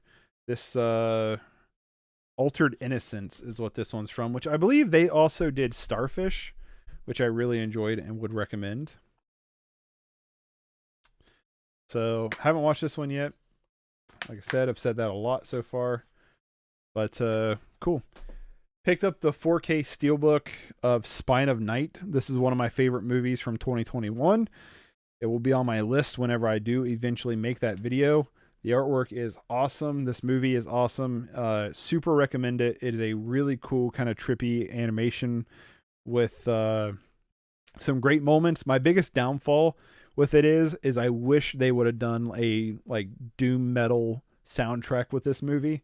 Like a sludgy doom metal soundtrack would have went so far with this movie. They didn't do that. Which is unfortunate, but this is a fantastic movie. I do already own this, so this is an upgrade, but I found it for cheap at Best Buy. I think it was $7.99. Sword of the Stranger is an animated movie that's always been on my watch list. I came across it at Half Price Books for $10 and jumped on it. I'm excited to watch it. Haven't yet. Another movie I'm excited to watch. I actually just picked this one up the other day. Terrifier 2 on Steelbook. I need to get Terrifier 1 now that I have 2. I watched Terrifier 1 on Mubi. I liked it. I thought it was decent. I've heard really good things about Terrifier 2, so I'm excited to watch this one. Hopefully we'll watch it soon and look out for the short when I do watch it. But yeah, the Steelbook is a Walmart exclusive, and it is wickedly sweet looking. From Vinegar Syndrome, I picked up Texas Chainsaw Massacre 2. I'm a huge fan of the original 74 Texas Chainsaw Massacre. A buddy of mine, this is the 4K multi-disc set from Vinegar Syndrome. A buddy of mine told me that I really haven't liked very many Texas Chainsaw movies besides 74. The remakes with the Full Metal Jacket guy, Arlie Emery, or how do we say his name? I think are okay. My buddy was like, you will probably like this one. He goes, it's more of a horror comedy. He said, but it's wild and wacky. He's like, kind of think of a little bit of like House of a Thousand Corpses. And I was like, okay. So really cool box set from Vinegar Syndrome. Excited to check this one out. My buddy was like, hey man, do you want this? And I was like, yes, please. Time of the Wolf, directed by Michael Haneke, or Michael Haneke, or Michael Chan, or Mike Hankey. But has Isabella Huppert in it, which was the actress in The Piano Teacher, I believe.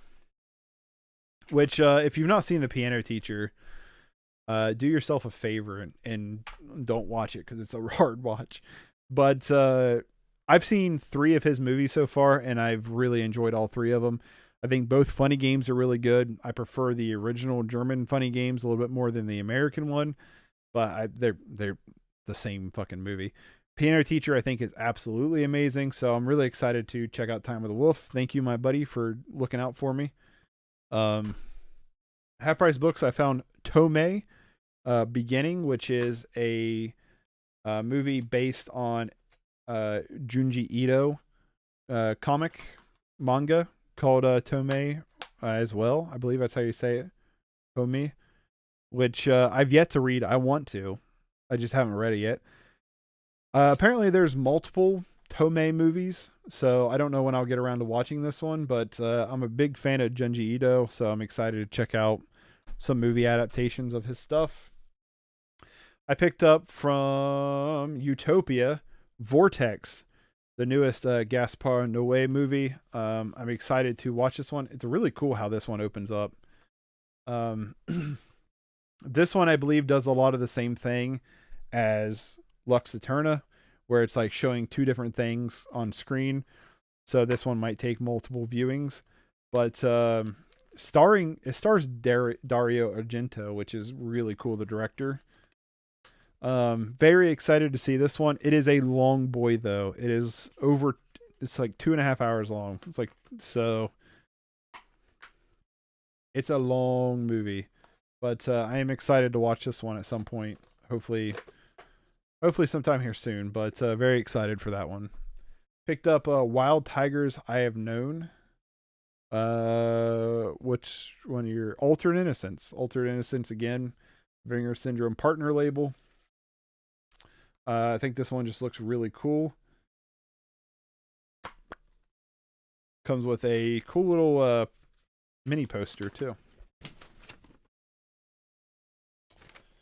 It's a good movie. I'll have to hang it up. Also has not quite alternate art, but kind of some alternate art. So yeah, I'm excited to watch that one. Looks cool. I picked up Willow. I found it at Best Buy on for pretty cheap. I think it was like $5.99, $7.99 maybe. I've always wanted to see Willow, directed by Ron Howard, starring Val Kilmer. I've always wanted to see this. It looks fun. Just haven't yet. So hopefully soon. Another new pickup. I'm actually super excited to see this. The Woman King on 4K. I don't know what, something like about this. Like, it looks like what I wanted Black Panther to be. I got the 4K Blu-ray combo edition.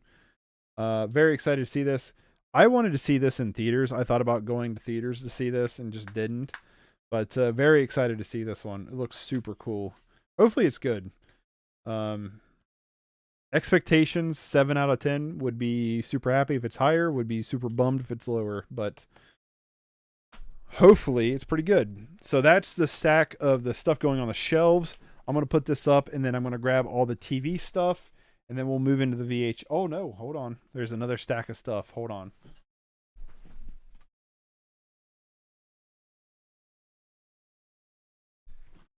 So there is a small stack of box sets. I've gotten some box sets. So let's talk about these real quick. I got the Films of Rudy Ray Moore box set from Vinegar Syndrome. So I already had Dolomite and Human Hurricane, so I will be getting rid of my copies for these copies.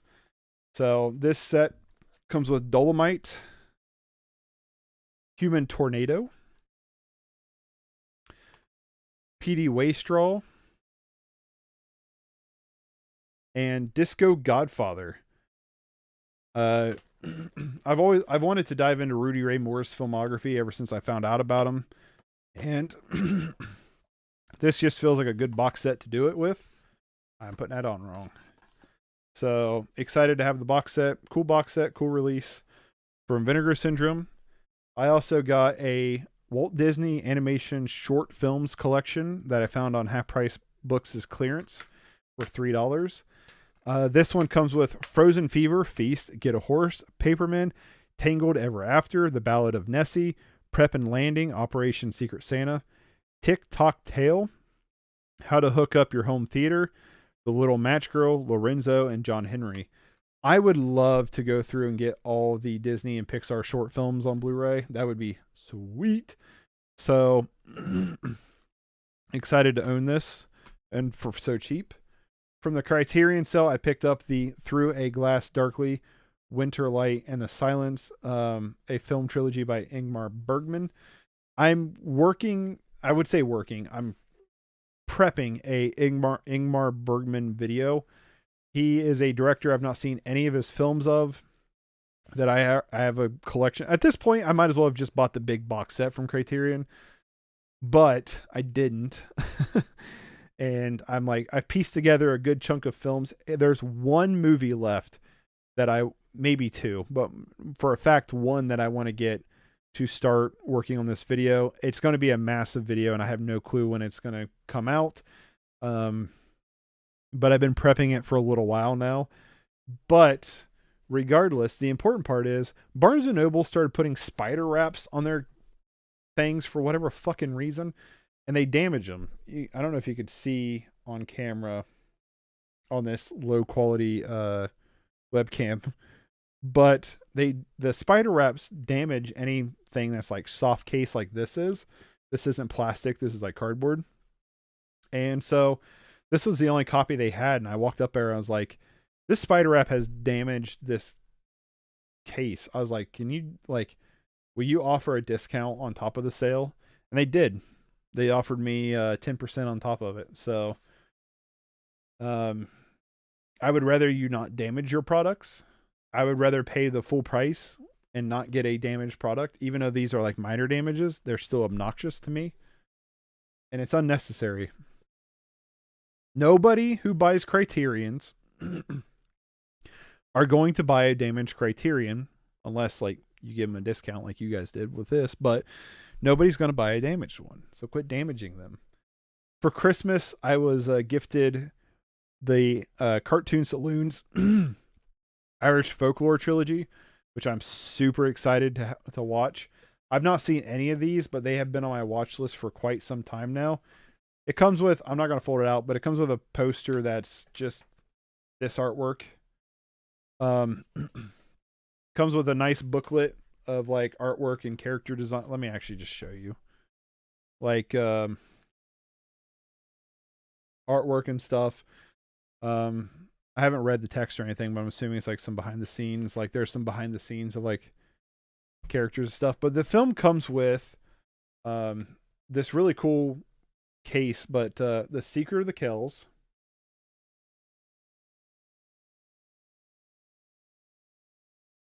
Song of the Sea,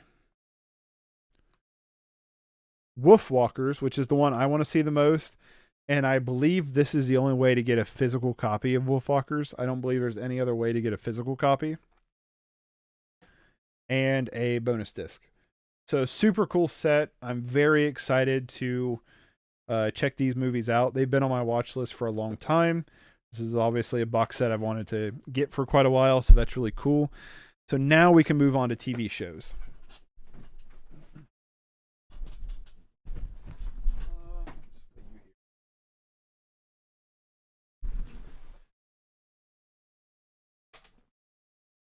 So I'm going to do this a little bit out of alphabetical order, but my wife, I picked up for her for Christmas the Addams Family Complete Series on DVD, the original 1960s series. So that's kind of cool. I picked up on Black Friday, Amazon, The Boys Season 1 and 2. on Blu-ray. The Boys is awesome. Hopefully they'll do the rest of the seasons on Blu-ray as well. But season 3 was great too. Really love this show. I also got my wife for Christmas Chucky season 1 on Blu-ray. We haven't started this yet. We're going to start it sometime soon. Excited to see what that's like. And the last thing I picked up my wife for Christmas, the Munsters on DVD. She always liked the Munsters, so got her the set for Christmas. I found at a vendor's market the Stranger Things Blu-ray season 1 set, where it looks like the VHS box. Still sealed. I haven't opened it yet. They were selling it for $3, so that's cool. It'd be cool if they put all the other seasons out. They probably will as a stupid like full series box set, and this will be irrelevant, but still pretty cool. And then I found this at Walmart. Not even in the movie section. I think this was over like by the toys, and I was just like, what? I was like, this is coming home with me. But Teenage Mutant Ninja Turtles, the complete collection, the classic series complete collection, all 10 seasons. This was like $25, I think, at Walmart, which is like crazy cheap. But yeah, excited to have this one. Hopefully they'll do like the 2000s-ish TMNT. Because that's the one I grew up watching every Saturday on 4Kids. Let me see if I can find it real quick. Teenage Mutant Ninja Turtles. Let me see if I can find it. So this is the set I got. This one. 2003 to 2010. I would love for this full series to get released. I will buy it day one when it does, because that's the one I grew up watching a ton. On 4Kids TV.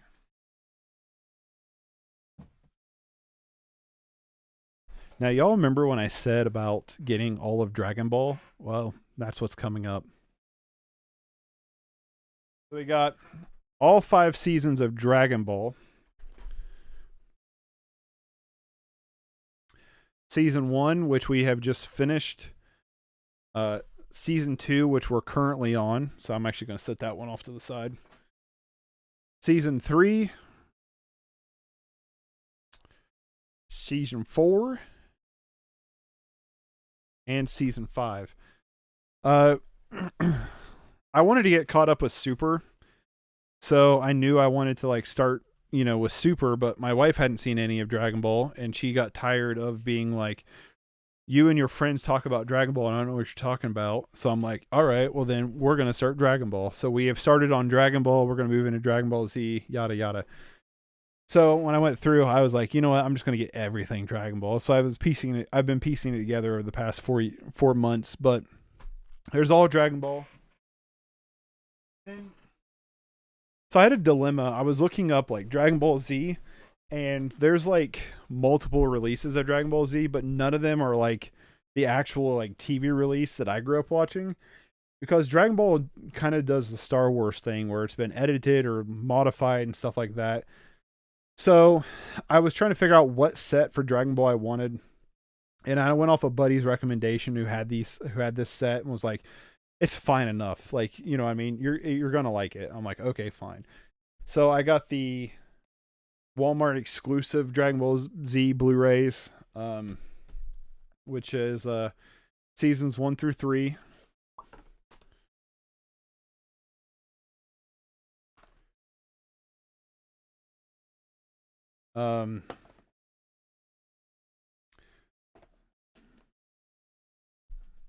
Seasons 4 through 6.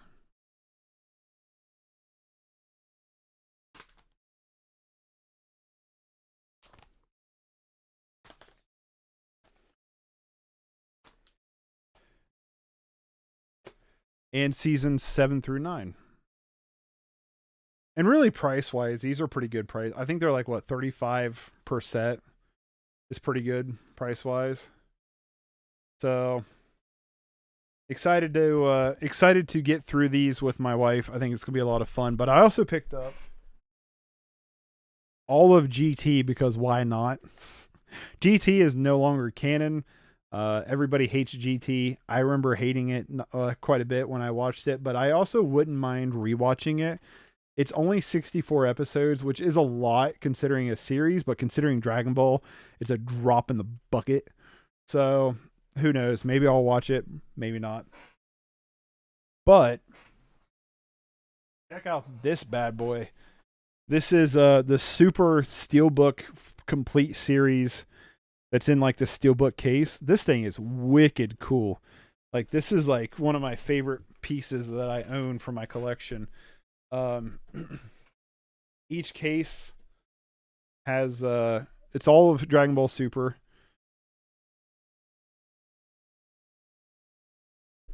So like each case has its own artwork. It's such a badass set. So well made. Each individual case is a steelbook too. It's awesome. This is so killer.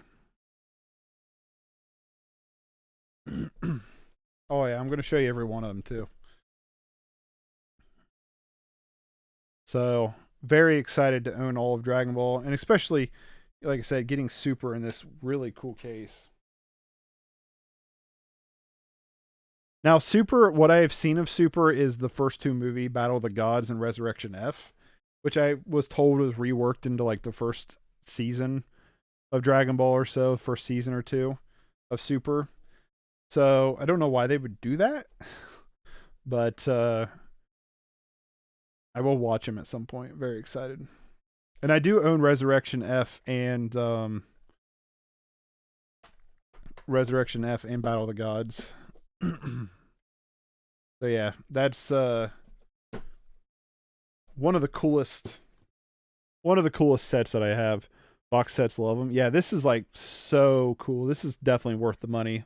Like, this is not a cheap box set. It was like 160, I think, but it was worth every penny. It was such a sweet set, and I'm so excited to start Super too.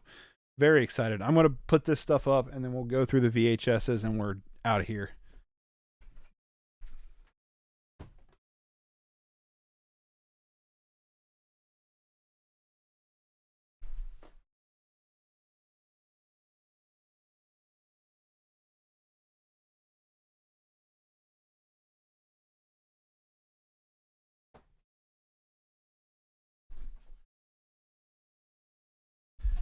Now with VHS collecting, I'm going to go through the boxes first, or like the cardboard cases, and then go into the clamshells. With VHSs, I'm trying to collect very specific things, which is either like movies we really love, or horror movies, or animation. Those are, or I guess sci-fi would be lumped in there too, but or just weird stuff in general. Like, I'm trying to be picky with what I get on VHS. I will say some of the stuff in this set I should have been pickier on. I might not keep some of them, but I also, like, I'm not going to pay very much money per VHS, so keep that in mind. But I picked up 3 Ninjas with High Noon at Mega Mountain with Hulk Hogan. I found this for $1. It just looks fun. See, like, dumb stuff like that. But I found Space Odyssey, 2001: A Space Odyssey at a yard sale. So, like, random stuff like this I also want to get. Big Dollhouse, which just looks strange. It kind of reminds me of like Violence in a Women's Prison, but it has Sid Haig in it. See him with the sombrero? Found this cheap at a Half Price Books as well. So just like random stuff like that. The Black Cat I found at yard sale. Also, yeah, you know, just yard selling and stuff too. Coal Miner's Daughter. I don't remember where I found this, but this I picked up for my wife. She loves this movie. It's just cool to have on VHS. Thing with Con Air, I know I got at a yard sale. This is one of my wife's favorite movies. Dawn of the Dead. I didn't even know this was on VHS.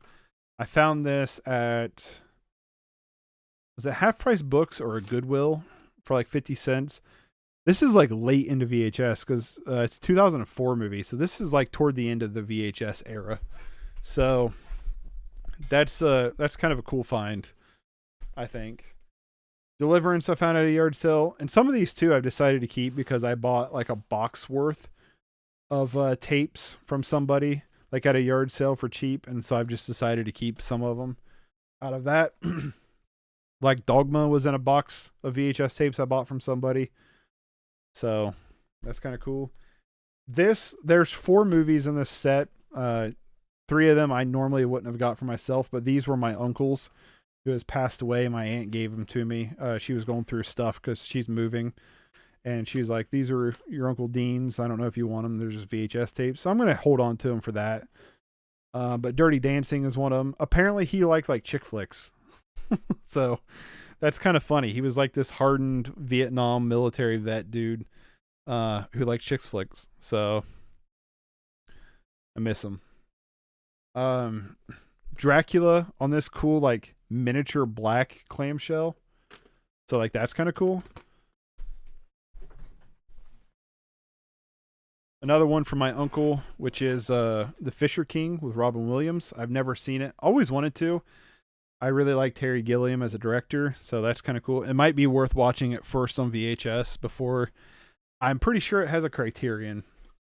And Gladiator was also his, so I guess I got, yeah, well, no, that's gonna be the 4. So Gladiator was also his. Yeah.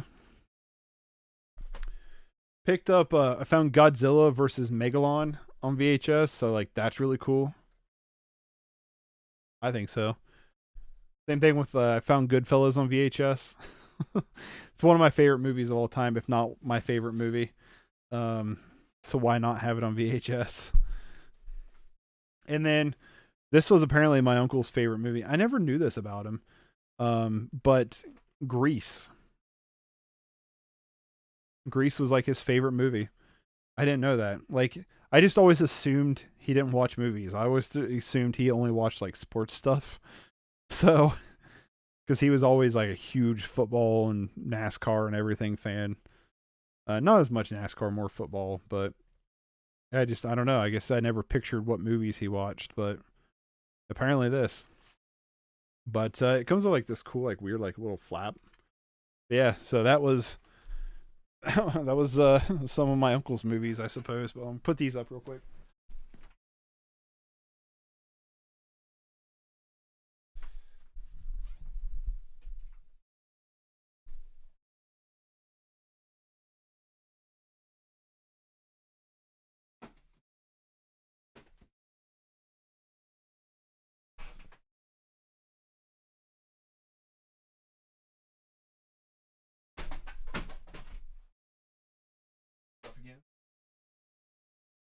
Don't mind me just dropping stuff.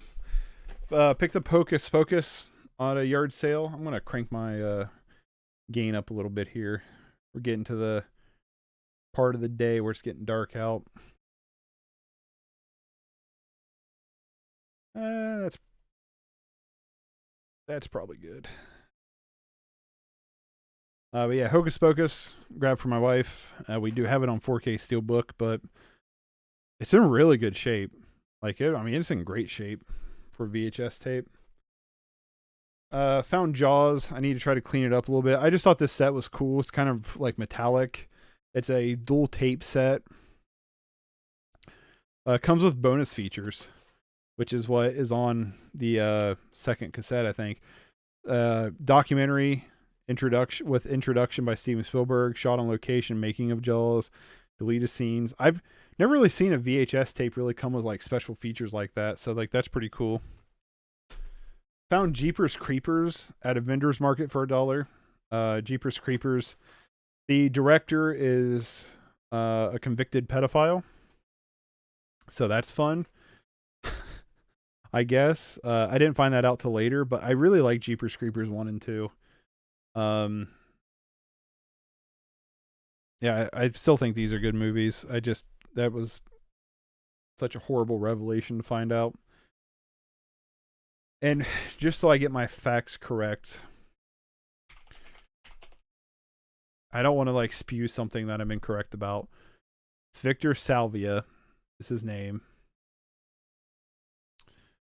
1995, the boy he molested, then in his 20s, publicly boycotted the film Powder to bring life about his sexual misconduct.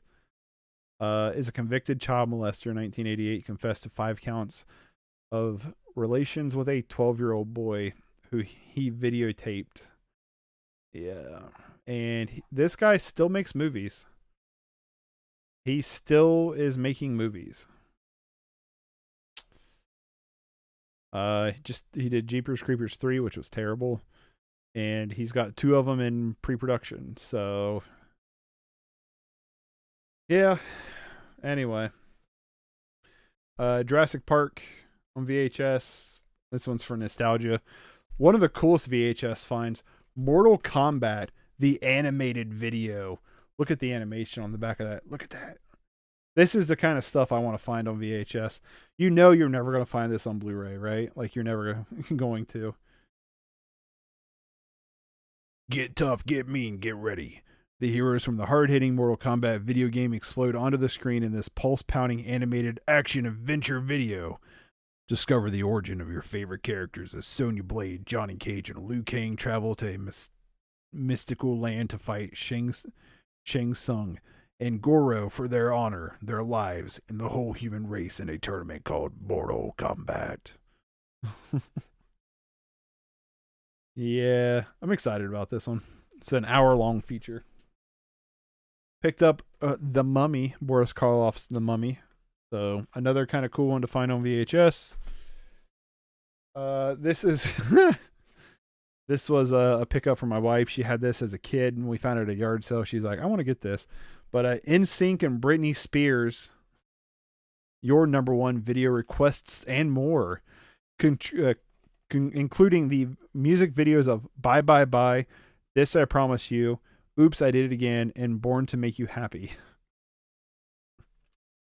Okay. Oh Brother, Where Art Thou? From a yard sale collection. My favorite Coen Brothers movie. One of my favorite movies ever. I've seen this movie a million times. Pulp Fiction, I found, I believe at a vendor's market for $1. Just kind of cool.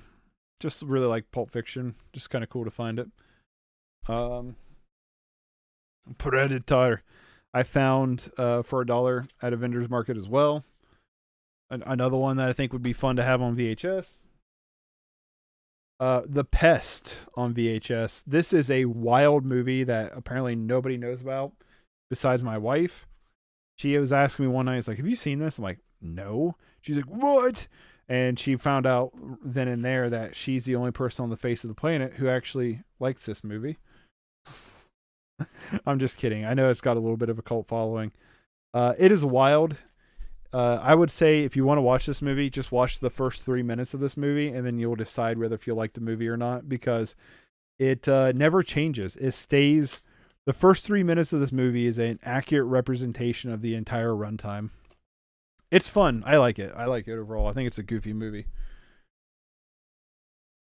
84% have already found love with us. Hide user. These are like crazy how many of these have popped up. It's not that bad on Twitch. Pantera, Watch It Go, found at a vendor's market for $3. Huge Pantera fan. I would love to find the other Pantera VHS tapes. So it's really cool. And then also from the stack, the entire Planet of the Apes collection. So this is Planet of the Apes, Beneath Planet of the Apes, Escape from Planet of the Apes, Conquest of Planet of the Apes, Battle for Planet of the Apes. I found for $3. I love Planet of the Apes. I'm a huge fan of that series as a whole. I think they're awesome, and to have these on VHS is really cool. Planet of the Apes 1 is one of my favorite movies of all time. I'd give it a 10 out of 10. I've seen it a dozen times. It never gets old. I absolutely adore that movie. Excited to see what they do with the newest one. So let me put these up. I'm going to reply to a text. My phone's going like crazy here.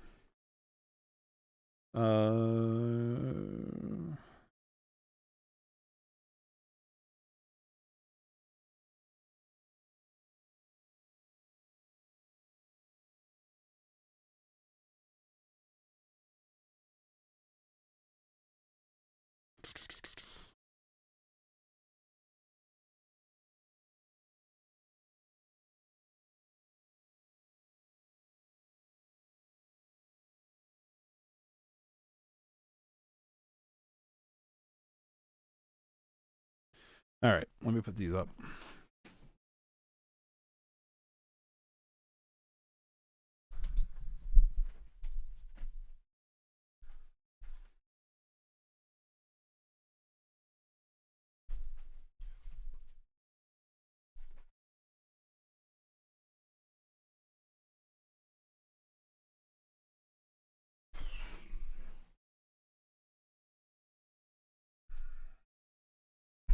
We're getting there. We're getting to the end of this. I promise.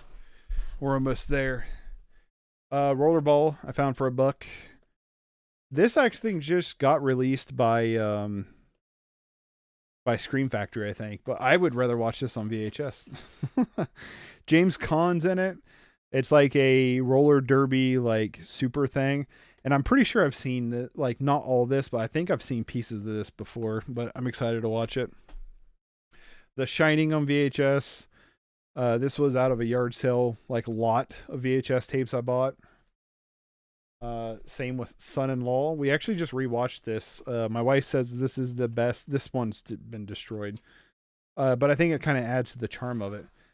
And I actually did a review of this not too long ago. My wife says this is the best Thanksgiving movie made. So, yeah, it's rewatching this. It's hard not to understand why Pauly Shore didn't catch on. Not being serious. It's not bad, but my goodness. I have to get TMNT now on VHS because I found the making of TMT behind the scenes. Hey, look at that. See Vanilla Ice. Excited to check this out. This is just a cool thing to find. I found it for $1 at Half Price Books. The Tingler I found. I don't remember where I found this at, honestly. I think a vendor's market. But looks weird with Vincent Price. This is just the kind of weird stuff I want to get on VHS. Total Recall. Found it at a yard sale. Got it in a yard sale lot. Another thing I found at a yard sale, but this is weird, but UFO sightings. Photographic evidence. Is a 2-disc set, but it is an unjustified 2-tape set because that's all the tape that's on a tape. You could have fit that on one spool. You didn't need to make this a 2-tape set. But yeah, that I don't know. This seems fun. I got not one but 2 copies of Ronald McDonald's The Wacky Adventures of Ronald McDonald 1 Scared Silly. This one's a little bit more banged up. A buddy of mine grabbed this one for me, and then I didn't remember which one he got, and I came across this at a vendor's market for $2, so I decided to buy it, and I have 2 copies. The Wacky Adventures of Ronald McDonald is also another reason why I like collecting VHS, because you can only get these on VHS. There's no DVD of these. You can't stream these. They're completely lost media. They're only available on VHS, and I have 2 copies of that one. Wallace and Gromit, a close shave, was from a Goodwill for 50 cents. Just Aardman Studios. Just like a 30-minute runoff, like one-off kind of thing. Wolfman on VHS, pretty cool. Again, horror stuff like this is something I want to get. And then Wrong Turn, which was another one that would have been late into VHS's life that I think is just weird. And I was like, you know what? This would actually be really cool to watch on VHS. I've not seen Wrong Turn in a long time, but I have it on VHS. So let me put these up and we'll start going through the clamshells and then we're done.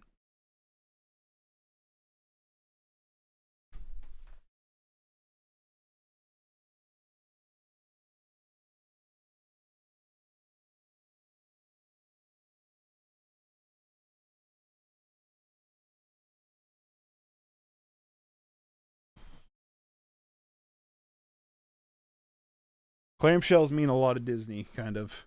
But a Goofy Movie 1 and 2, apparently. Yeah, I already took it out. I had a Goofy Movie 1, but this copy is much cleaner. And again, a lot of these came from either Goodwill or Half Price Books, but like a lot of them came from yard sales. And I bought this box of yard sale VHSs for really cheap, and so there's some from that. But a Goofy Movie 1 and 2. Just stuff from my childhood. Belle, Tale of Friendship. Autumn's a fan of Beauty and the Beast, and this just is weird. I've never heard of this. I don't know what this is, but it's actually Disney, so we grabbed it. Brother Bear, I thought was a cool thing to find at a yard sale for really cheap. I need to get this on Blu-ray. I would like to rewatch. I've not seen Brother Bear since I was a kid. The Bugs Bunny Roadrunner movie. Just some random Bugs Bunny thing that I found. I don't know. DuckTales the movie Treasure of the Lost Lamp. So yeah, just like stuff like this is what I really want to find on VHS, honestly. Big fan of random stuff like this. Fern Gully 1 and 2. Friend of my mom's son was selling a box of tapes, and I decided to buy them off of him for like $5, and this is one of them. More spam. Get out of here.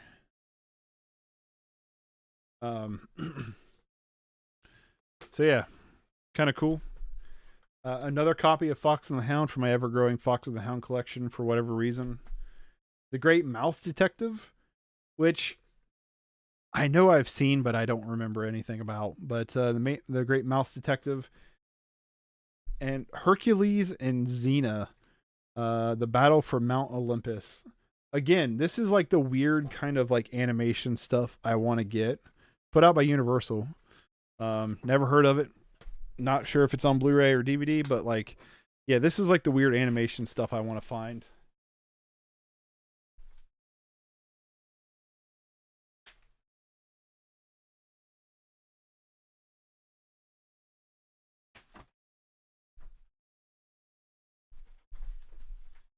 I'll just show you this whole stack. The Land Before Time stack. So I went into Goodwill and I found their VHSs are 50 cents at the one I went to.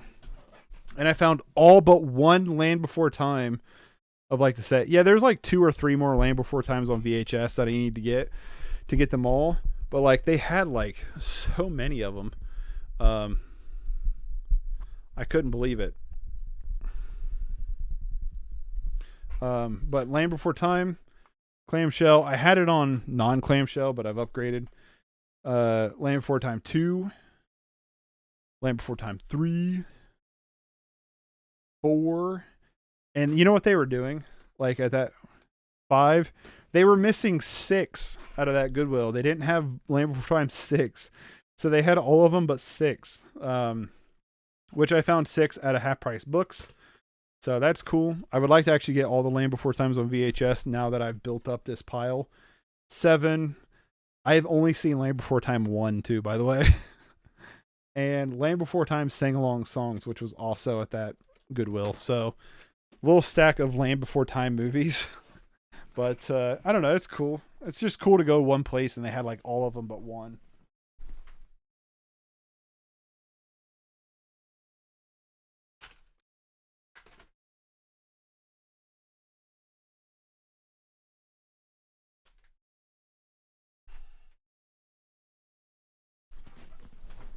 All right, this is the last stack.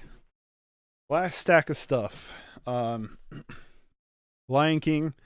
It's funny because I'll actually buy some of these movies on VHS and I still don't own them on Blu-ray. That's the case with The Lion King. Still don't own it on Blu-ray, have it on VHS. Little Vampire is actually one I went out of my way to look for at a half price books. Just pulled a piece of hair out. This is a childhood classic for me. I watched this so many times as a kid. I just love this movie. Have not seen it since I was a kid. Don't know how well it would hold up, but I would like to watch it again. But yeah, got that. Sorry, messing with my mic. Would like to get that on DVD or Blu-ray. I don't know if it's on Blu-ray. Found these 2, I believe, were out of that box I paid for like $5. But Mickey's Once Upon a Christmas, and the Spirit of Mickey Mouse, Spirit of Mickey. I don't think I've seen any of these, but got them. So that's kind of cool. The Mighty Ducks the movie. Oh, childhood classic there. This one I believe I bought at a half price books. Yeah, this is one I watched a bunch as a kid, so super excited to have that.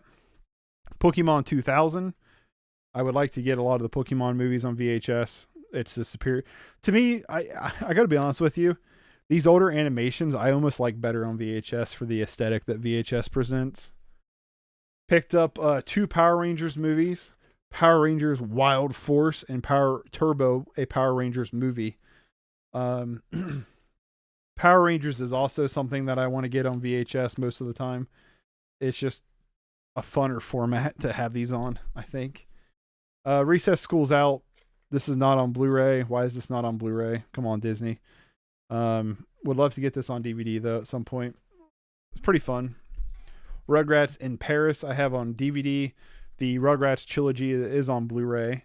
I just haven't got it yet. But I do have Rugrats and Rugrats in Paris on VHS. So I'm missing...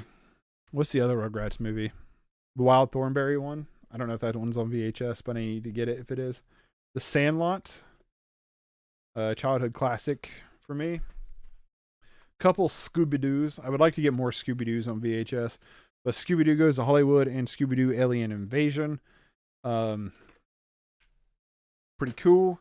And last but not least, We're Back, which is an animated movie I've always wanted to see that I never have. I know this is on Blu-ray, but why would you not watch it on VHS, right? So anyway, that has been my movie collection update. That is everything. I'll put these up and then I'll give a little outro.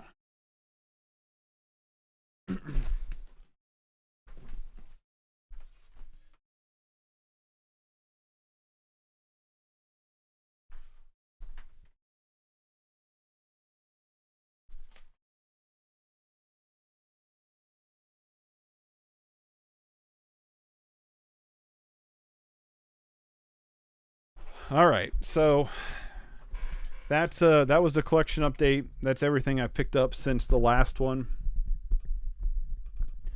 Hope you guys enjoyed it. Thanks for coming to hang out. The Stockwell, I've seen you pop up in my comments. I appreciate the support. Philip, thank you for finding my channel. I hope you enjoy the other content I make as well.